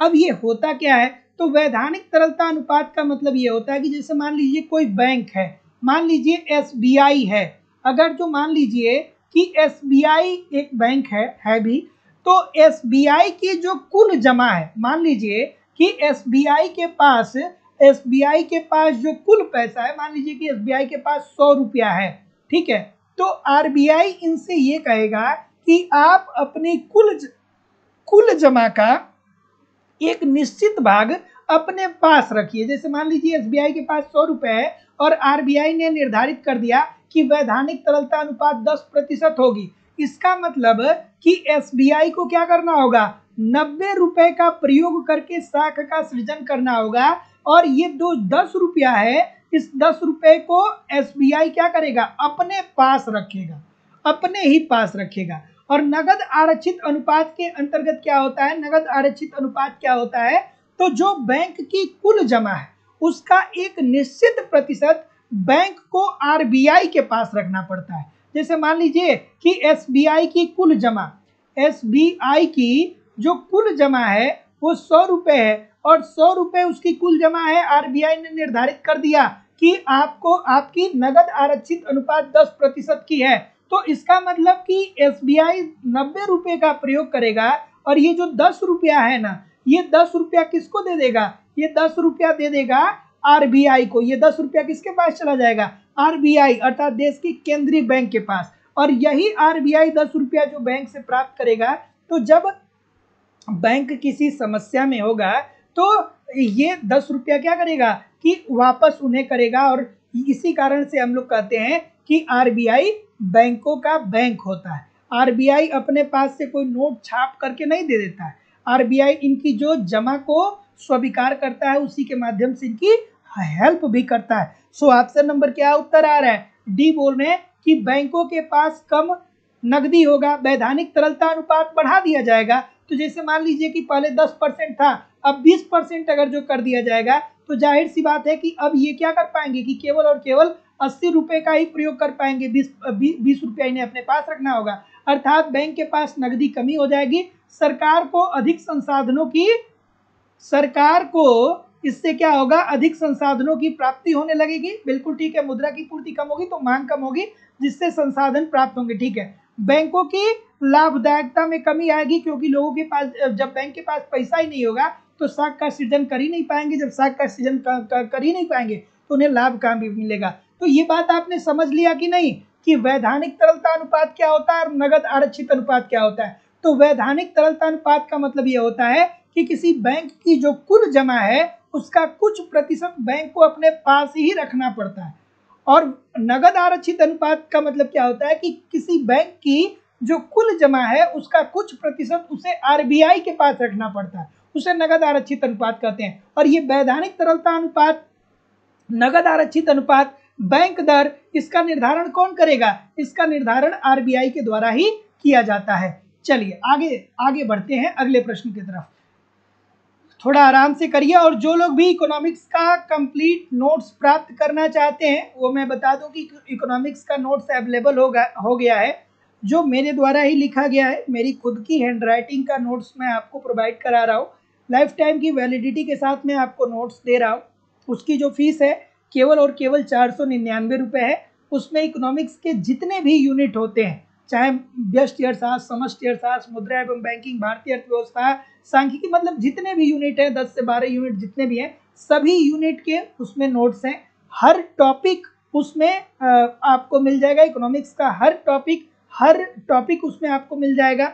और अगर जो आप एक बार नोट्स परचेज कर लेते हैं तो आपको फिर दोबारा कभी भी न इधर न उधर, बहुत सारे लोग होते हैं ना कि यहाँ पे ये है वहाँ पे है, अलग अलग जगहों से आपको नोट्स कलेक्ट करने की जरूरत नहीं होगी। सिस्टमेटिक वे से आपको कंप्लीट नोट्स वहाँ पे प्रोवाइड कराया जा रहा है। केवल अगर जो आप नोट्स प्राप्त करना चाहते हैं तो आपको 499 रुपये का शुल्क जमा करना होगा। आप नोट्स प्राप्त कर सकते हैं। नीचे आप देख लीजिए, ये जो नंबर आ रहा है, इसी नंबर पे आप नोट्स के लिए कॉल या व्हाट्सएप मैसेज कर सकते हैं। और जो लोग इकोनॉमिक्स के बैच में ज्वाइन कर रहे हैं या जो लोग एडमिशन ले रहे हैं, उनके लिए ये नोट्स फ्री होगा। जो कंप्लीट बैच में एडमिशन ले रहे हैं उनके लिए ये नोट्स फ्री होगा, उनको अलग से कोई फीस सबमिट नहीं करनी होगी। सो क्या उत्तर आ रहा है सर? सी बोल रहे हैं। चलिए देखिए, तो नगद जमा अनुपात में कटौती के प्रभाव निम्नलिखित में से कौन एक या अधिक हो सकते हैं? वही नगद आरक्षित अनुपात में अगर जो कटौती कर दिया जाता है तो वाणिज्यिक बैंकों की जमाओं की निष्क्रियता में वृद्धि हो जाएगी। नहीं भैया, निष्क्रियता में वृद्धि कैसे हो जाएगी? वाणिज्यिक बैंकों की ऋण प्रदान करने की संसाधनों में अभिवृद्धि हो जाएगी। जैसे आरबीआई ने कह दिया कि भैया अब जो आपका आरक्षित, जो आपका नगद जमा अनुपात है, पहले अगर जो 10% था, ठीक है, तो 100 रुपये में से आप 90 रुपये का ही इस्तेमाल करते थे, 10 रुपया आप आरबीआई के पास रखते थे। लेकिन अब आरबीआई ने कहा कि हम आपकी नगद जमा अनुपात में कटौती कर रहे हैं, अर्थात अब 10 रुपये की जगह पे 10% की जगह पे हम 5% कर दे रहे हैं। तो जब 5% हो जाएगा तो अब आप क्या कर पाएंगे? 95 रुपये का प्रयोग कर पाएंगे। केवल और केवल 5 ही रुपये आपको आरबीआई के पास रखना पड़ेगा। तो जब 95 रुपये रखेंगे तो आपकी साख सृजन की क्षमता बढ़ जाएगी, और साख सृजन की क्षमता बढ़ेगी तो आपके पास वाणिज्यिक बैंकों के ऋण प्रदान करने की संसाधनों में अभिवृद्धि हो जाएगी। There is no doubt. बैंकों को इससे अधिक लाभ मिलेगा जब साख का सृजन वो ज्यादा करेंगे। सरकारी प्रतिभूतियों में कम विनिवेश, इसकी कोई बात ही नहीं होगी। तो जितने लोग भी सी बोल रहे हैं बिल्कुल ठीक बोल रहे हैं। अगला कि भारत में राज्य सरकार की आय का सबसे महत्वपूर्ण स्रोत है। अब देखिए, ये छोटे छोटे प्रश्नों को भी आप क्या करिए, ये छोटे छोटे प्रश्नों को भी आप आराम से समझा करिए, है ना। नहीं तो बहुत सारे लोग ऐसे होते हैं जो अच्छे अच्छे प्रश्नों को कर लेते हैं लेकिन आसान प्रश्नों को गलत कर देते हैं। तो अब इस प्रश्न की अगर जो हम बात करें सर, हाँ ठीक है, क्या उत्तर आ रहा है? तो जितने लोग भी क्या बोल रहे हैं, देखिए वर्तमान में अगर जो आप देखेंगे तो राज्य सरकार की आय का सबसे बड़ा जो स्रोत है वो बिक्री कर है। सबसे बड़ा बिक्री कर सबसे बड़ा स्रोत है राज्य सरकार की आय का। उसके बाद दोस्तों आता है मनोरंजन कर। मनोरंजन कर तो अगर जो आप कभी थिएटर में पिक्चर देखने गए हैं, सिनेमा हॉल में मूवी आप अगर जो देखने गए हैं, अगर जो आपके शहर में सर्कस लगा है या कोई जादूगर आया है, तो जब आप सर्कस जाते हैं तो वहाँ पे जो टिकट खरीदते हैं वहाँ पे भी आप टैक्स देते हैं, और जब आप थिएटर में मूवी देखने जाते हैं वहाँ पे टिकट खरीदते हैं तो वहाँ पे भी आप टैक्स देते हैं। वो बात अलग है कि आपको पता नहीं चलता है, ठीक है। तो मनोरंजन कर, तो अगर जो आप सिनेमा हॉल में मूवी का टिकट खरीद रहे हैं तो ये मनोरंजन कर का उदाहरण है, ठीक है। सर्कस देखने जा रहे हैं, टिकट खरीद रहे हैं तो मनोरंजन कर का उदाहरण है। और भारत में अगर जो बात करें, राज्य सरकार को सबसे ज्यादा आय कहां से प्राप्त होता है, तो बिक्री कर से प्राप्त होता है। अगला कि भारत में कृषि आयकर निम्नलिखित सरकारों में से किस सरकार द्वारा लगाया जाता है? क्या उत्तर आ रहा है? कृषि आयकर अभी तो मैंने बताया। अच्छा एक बात बताइए कि कृषि आयकर सर्वप्रथम किस राज्य में लगाया गया? सर्वप्रथम कृषि पर आयकर, देखिए कृषि से संबंधित जो आय होती है ना, उस पे कर राज्य सरकार लगाता है। और अन्य प्रकार के जितने भी कर होते हैं, जो क्या होता है कि अन्य प्रकार के जितने भी आय पर लगने वाले कर होते हैं, सारा का सारा केंद्र सरकार लगाता है, ठीक है। तो कृषि से संबंधित जो आय प्राप्त होती है उस पे जो टैक्स लगाने का कार्य होता है वो राज्य सरकार का होता है। और अब कृषि को छोड़ करके अन्य प्रकार की जितनी भी आय होती है उस पे टैक्स लगाने का कार्य किसका होता है? केंद्र सरकार का होता है। तो क्या उत्तर आ रहा है सर? ऑप्शन नंबर बी, सिर्फ राज्य सरकार को होता है। ये बात आपकी ठीक है। और सर्वप्रथम अगर जो बात करें दोस्तों, तो 1938 में ये बिहार में लगाया गया था। सोचिए, बिहार जैसे राज्य में लोग लगा दिए, ठीक है। बिहार जैसे राज्य में लोग क्या कर दिए कि सबसे पहले क्या कर दिए कि कृषि आयकर लगा दिए। Option number B. अगला, कृषि पर आयकर सबसे पहले किस राज्य में लगाना चाहिए? हरियाणा में लगाना चाहिए, पंजाब में लगाना चाहिए, पश्चिम बंगाल में लगाना चाहिए, क्योंकि वहाँ पे किसान जो हैं वो बड़ी समृद्ध है।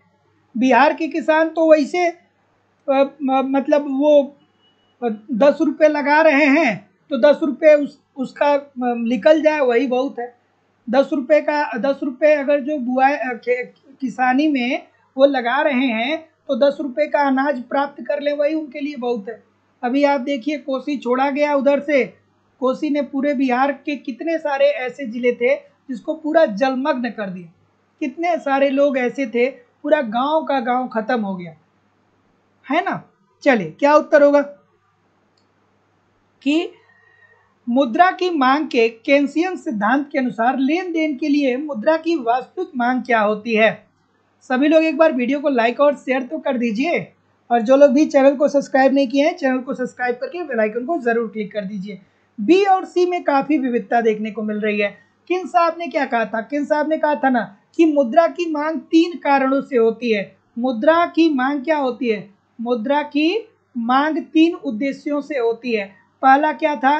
लेन देन उद्देश्य, लेन देन उद्देश्य। दूसरा क्या था? दूसरा था पूर्व उपाय उद्देश्य, पूर्व उपाय उद्देश्य, जिसे इन्होंने वर्षा दिवस की भी संज्ञा दिया। इसे इन्होंने क्या कहा? वर्षा दिवस का भी संज्ञा दिया। और उसके बाद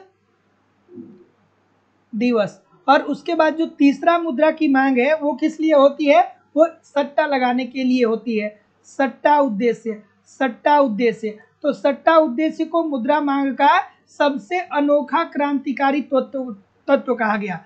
अनोखा क्रांतिकारी तत्व, याद रखिएगा, पूछा जाता है। अनोखा क्रांतिकारी तत्व कहा गया, ठीक है। तो किन साहब ने कहा कि अर्थव्यवस्था में मुद्रा की मांग 3 कारणों से होती है। पहला कारण होता है कि आप कोई लेन देन करना चाहते हैं, इसलिए आप मुद्रा की मांग करते हैं। दूसरा, ठीक है, दूसरा पूर्व उपाय उद्देश्य। पूर्व उपाय उद्देश्य का मतलब ये होता है कि हो सकता है कि भविष्य में चल करके आपकी इनकम बंद हो जाए, तो इस वजह से आप अपने पास थोड़ा सा मुद्रा रखे रहिए ताकि कोई समस्या आए तो भविष्य में आप, अब वर्षा का समय आए या कोई समस्या आए तो आप निपट सके। और तीसरा सट्टा उद्देश्य। सो ऑप्शन नंबर क्या आ रहा है सर? सी बोल रहे हैं। तो जितने लोग भी सी बोल रहे हैं, क्या ठीक बोल रहे हैं? ठीक है। तो सौदा या दूरदर्शिता हेतु मुद्रा की मांग क्या होती है? आय के प्रति लोचदार होती है और ब्याज के क्या होती है? ब्याज के निरपेक्ष होती है। सो जितने लोग भी ऑप्शन नंबर यहाँ पे क्या बोल रहे हैं, जितने लोग भी सी बोल रहे हैं कि सर जी सट्टा के लिए मुद्रा की मांग और ब्याज के दर में विपरीत संबंध पाया जाता है, अर्थात कीमतों के प्रति लोचदार होगा और आय के प्रति भी ये लोचदार होगा। So option number C according to the question this is the right answer हो जाएगा। अगला, ब्याज निर्धारण के आधुनिक सिद्धांत की व्याख्या की जाती है। चलिए, ब्याज निर्धारण की आधुनिक सिद्धांत की व्याख्या की जाती है। ये भी इजी सी बात है, अगर जो आपने पढ़ा होगा तो ISLM बकरों के माध्यम से किया जाता है। ठीक है, आपने अगर जो कॉन्सेप्ट पढ़ा होगा तो जानते होंगे, नहीं पढ़ा होगा तो नहीं जानते होंगे, इजी सी बात है। तो इसके लिए आपको कॉन्सेप्ट पढ़ना पड़ेगा। तो याद रखिएगा कि ब्याज निर्धारण के आधुनिक सिद्धांत की व्याख्या ISLM बकरों के माध्यम से की जाती है। अगला प्रश्न, कि काम के बदले अनाज कार्यक्रम की शुरुआत कब होती है? काम के बदले अनाज कार्यक्रम की शुरुआत होती है। क्या उत्तर आ रहा है भाई? अजय जी, नौसाद अली जी, चंद्रजीत यादव जी, राज सिंह जी, मोहम्मद साहिद नूरी जी, विकास जी, सुमन शर्मा जी, प्रिया सिंह जी, अनिल कुमार जी, राम नारायण जी, सदानंद मिश्रा जी, ब्रजेश कुमार पाठक जी, पम्मी मिश्रा जी, ज्योति चौरसिया जी, भगवंती जी, रंजीत जी, अरुधति देवी जी, अनामिका जी, सुशीला जी, सुंदरी कुमारी जी, संध्या पांडे जी, सत्यम पाठक जी, सभी लोगों से निवेदन है कि यार वीडियो को लाइक और शेयर तो कर दिया करिए, और अगर जो अभी तक आपने चैनल को सब्सक्राइब नहीं किया है तो चैनल को सब्सक्राइब करके बेल आइकन को जरूर क्लिक कर दीजिए। ठीक है, कब इसकी शुरुआत होती है? कार्य के बदले अनाज कार्यक्रम की जो शुरुआत होती है वो 2004 में होती है, 2004 में होती है। और इस योजना को चलाने के पीछे सरकार का उद्देश्य ये था कि ऐसे लोग जो वृद्ध हैं, ऐसे लोग जो वृद्ध हैं और वो पेंशन के हकदार हैं, बट इसके बावजूद भी किसी कारणवश उन्हें पेंशन नहीं मिल पा रहा है, तो उनको क्या किया जाए? तो उनको उनकी मजदूरी के बदले उनको अनाज उत्पन्न कराया जाए। तो एक ऐसा कार्यक्रम जिसमें मजदूरी नगद के रूप में नहीं दी जाएगी बल्कि अनाज के रूप में दी जाएगी, क्योंकि सरकार ने ये देखा कि जब मजदूरों को मजदूरी नगदी के रूप में दिया जा रहा है तो ये दिन भर का अगर जो 300 रुपये या 400 रुपये कमा रहे हैं तो ये सारा का सारा पैसा लेकर के शाम को चले जा रहे हैं ठेके पे। ठीक है, ठेके पे चले जा रहे हैं और वहां पे पूरा पैसा अपने और दोस्तों के साथ मिल करके पूरा पैसा वो शराब पे लगा दे रहे। अब घर पे जो उसकी बीबी है, घर पे जो उसका बच्चा है वो भूखे मर रहा है। तो ऐसी स्थिति में 2004 में सरकार ने ये प्रावधान लाया कि आपको मजदूरी नगद के रूप में नहीं दी जाएगी, आपको मजदूरी अनाज के रूप में दी जाएगी। अगला, ताकि आप अनाज घर लेकर के जाएंगे। उसके बाद कुछ ऐसे हुए जो अनाज प्राप्त करके क्या करते थे? बाहर में बेच देते थे और बेचने के बाद फिर चले जाते थे। ठीक है, जुगाड़ निकाल लेते थे। अगला, इजी सी बात कि केन्सियन सिद्धांत के अनुसार मुद्रा की मांग में वृद्धि होगी। अब इजी सी बात है, थोड़ा धैर्य से, प्यार से, आराम से इस प्रश्न का उत्तर करिएगा सर। अगर जो धैर्य बना करके नहीं करेंगे तो काम हो जाएगा गड़बड़। क्या उत्तर आ रहा है? डी बोल रहे हैं। तो मुद्रा की मांग और बॉन्ड में विपरीत संबंध बताया। किन साहब ने क्या कहा? कि मुद्रा की मांग व बॉन्ड में विपरीत संबंध होता है, विपरीत संबंध होता है। ठीक है, तो यदि मुद्रा की मांग में वृद्धि हो रही है तो बॉन्ड में कमी आएगी, अर्थात बॉन्ड की मांग घट जाएगी। अगला, भारत को अल्प विकसित देश कहा जाता है, क्यों? भारत को एक अल्प विकसित देश क्यों कहा जाता है सर?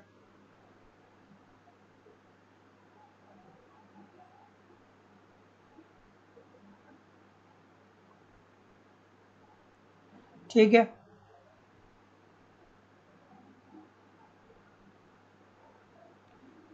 ठीक है।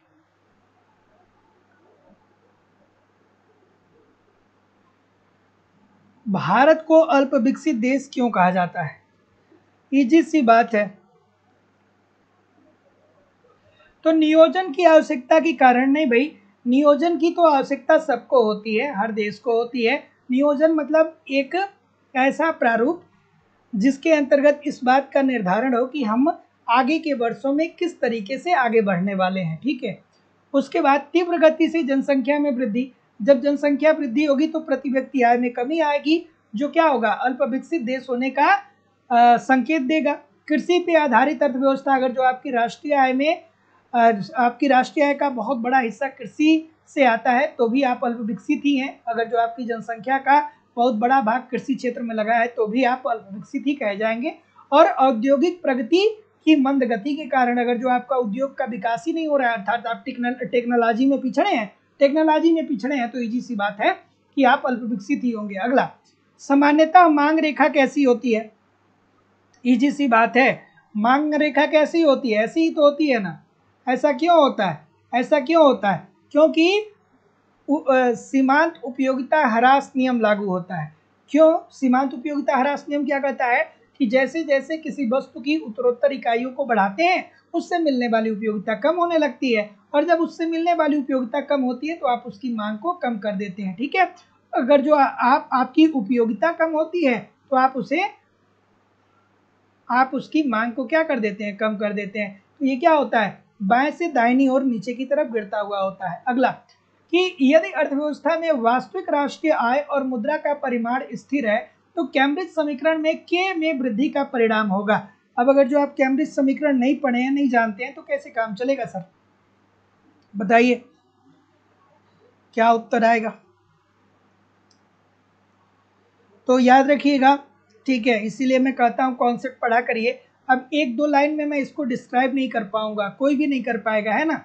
तो निरपेक्ष मूल्य स्तर में अगर जो कमी आ जाती है। अगला प्रश्न, कि दो स्थापन वस्तुओं के बीच मांग की आड़ी लोच होती है। स्थापन वस्तुओं के संदर्भ में मांग की आड़ी लोच कैसी होती है? स्थापन वस्तु, जैसे एक वस्तु की जगह पे दूसरे का आप प्रयोग कर लें, जैसे चाय और कॉफी। चाय और कॉफी, चाय और कॉफी क्या है, स्थापन वस्तु है। तो मान लीजिए कि कॉफी भी 10 रुपए का मिल रहा है और चाय भी 10 रुपए का मिल रहा है, लेकिन अब क्या होता है कि मान लीजिए कि चाय की कीमत में वृद्धि हो जाती है। चाय की कीमत क्या हो रही है, चाय की कीमत बढ़ जा रही है, और अब ये 10 रुपए की जगह पे 12 रुपए की चाय मिल रही है। तो आप ये कहेंगे कि भाई हम चाय नहीं पियेंगे, चाय महंगा हो गया है, तो आप चाय की मांग को कम कर देंगे। तो चाय की मांग को कम कर देंगे और आप क्या कर देंगे, कॉफी की मांग को बढ़ा देंगे, क्योंकि कॉफी 10 ही रुपए का मिल रहा है। तो ऐसी स्थिति में ये क्या होगा, अधिक होगा, या इसे कहना चाहिए धनात्मक होगा। सो ऑप्शन नंबर ए, ठीक है। वहीं दूसरी तरफ पूरक वस्तुओं के संदर्भ में पूछा जाता है कि पूरक वस्तुओं के संदर्भ में मांग की आड़ी लोच क्या होती है। तो पूरक वस्तुएं दो ऐसी वस्तुएं होती हैं जो एक दूसरे के सह अस्तित्व के बिना अधूरी होती हैं। जैसे मान लीजिए हम कार की बात करें, कार, और दूसरी तरफ पेट्रोल की बात करें, तो अगर जो आपके पास केवल कार है तो भी आप यात्रा नहीं कर पाएंगे, केवल पेट्रोल है तो भी आप यात्रा नहीं करेंगे। कार में पेट्रोल रहेगा तभी तो आप यात्रा कर पाएंगे। तो मान लीजिए कि अगर जो कार की कीमतों में वृद्धि हो जा रही है, कार की कीमत बढ़ जा रही है, तो लोग कार को कम खरीदेंगे, कार की मांग में कमी आ जाएगी, और जब लोगों के पास कार रहेगा ही नहीं तो लोग क्या करेंगे, पेट्रोल की मांग भी कम कर देंगे। जब कार होगा ही नहीं तो पेट्रोल आप क्यों खरीदेंगे। तो ऐसी स्थिति में पूरक वस्तुओं के संदर्भ में मांग की आड़ी लोच क्या होती है, ऋणात्मक होती है। पूर्ण प्रतिस्थापन वस्तुओं के लिए क्या होती है, इनफाइनाइट होती है। विलासिता की वस्तुओं के लिए और सामान्य वस्तुओं के लिए क्या होती है, धनात्मक होती है। ये सारी चीजें आपके दिमाग में चलनी चाहिए। अगला प्रश्न, कि भारतीय रिजर्व बैंक के पास विदेशी पूंजी संपत्ति में वृद्धि होने का अर्थ क्या है। भारतीय रिजर्व बैंक के पास विदेशी पूंजी संपत्ति मतलब भारतीय आरबीआई के पास विदेशी पूंजी बढ़, जैसे मान लीजिए आरबीआई के पास डॉलर बढ़ने लगे, भारत के पास यूरो बढ़ने लगे। सो इसका मतलब क्या होगा भाई? ठीक है, तो जितने लोग भी क्या बोल रहे हैं, बहुत बार बताया हूं, प्रबल शक्ति मुद्रा में क्या हो रही है? वृद्धि हो रही है। उच्च शक्ति मुद्रा में वृद्धि हो रही है, तो इसका मतलब यही होगा कि उच्च शक्ति मुद्रा में वृद्धि होने का मतलब यही होता है कि विदेशी पूंजी परिसंपत्ति में उस अर्थव्यवस्था में वृद्धि हो रही है। Option number D. अगला, कि योजना के उद्देश्य के रूप में आत्मनिर्भरता को प्रथम बार किस पंचवर्षीय योजना में स्थान दिया गया? किस पंचवर्षीय योजना में कहा गया कि हमको आत्मनिर्भर बनना है? आत्मनिर्भर बनने का मतलब क्या होता है? आत्मनिर्भर बनने का मतलब ये होता है कि जो हमारे देश की आवश्यकता है उसकी पूर्ति हम अपने ही देश के द्वारा कर लें। अर्थात जिन वस्तुओं की हमारी मांग है, जैसे डेली लाइफ में हम लोग बहुत सारी वस्तुओं की मांग करते हैं, कपड़े की मांग करते हैं, भोजन की मांग करते हैं, जूते की मांग करते हैं, चप्पल की मांग करते हैं, ब्रश की मांग करते हैं, पेस्ट की मांग करते हैं, कार की मांग करते हैं, फ्रिज की मांग करते हैं, कूलर की मांग करते हैं, तो बहुत सारी हमारी मांग है।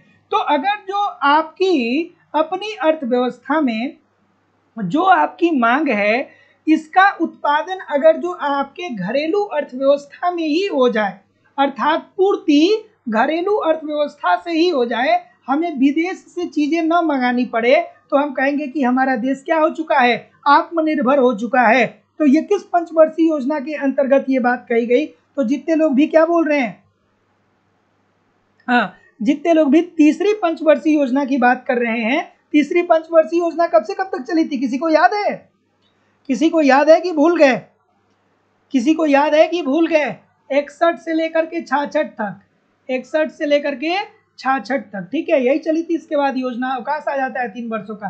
तो तृतीय पंचवर्षीय योजना किस मॉडल पे आधारित थी? तो चक्रवर्ती मॉडल पे आधारित थी। अगला, कि दरिद्रता को विकसित करने वाले विकास के अंतर्गत निम्नलिखित में से कौन सा घटित होता है? दरिद्रता का विकास किसने दिया था भैया? जगदीश भगवती ने दिया था। जगदीश भगवती ने दिया था। और दरिद्रता के विकास के अंतर्गत इन्होंने ये कहा था कि देखिए, जब एक अल्प विकसित देश,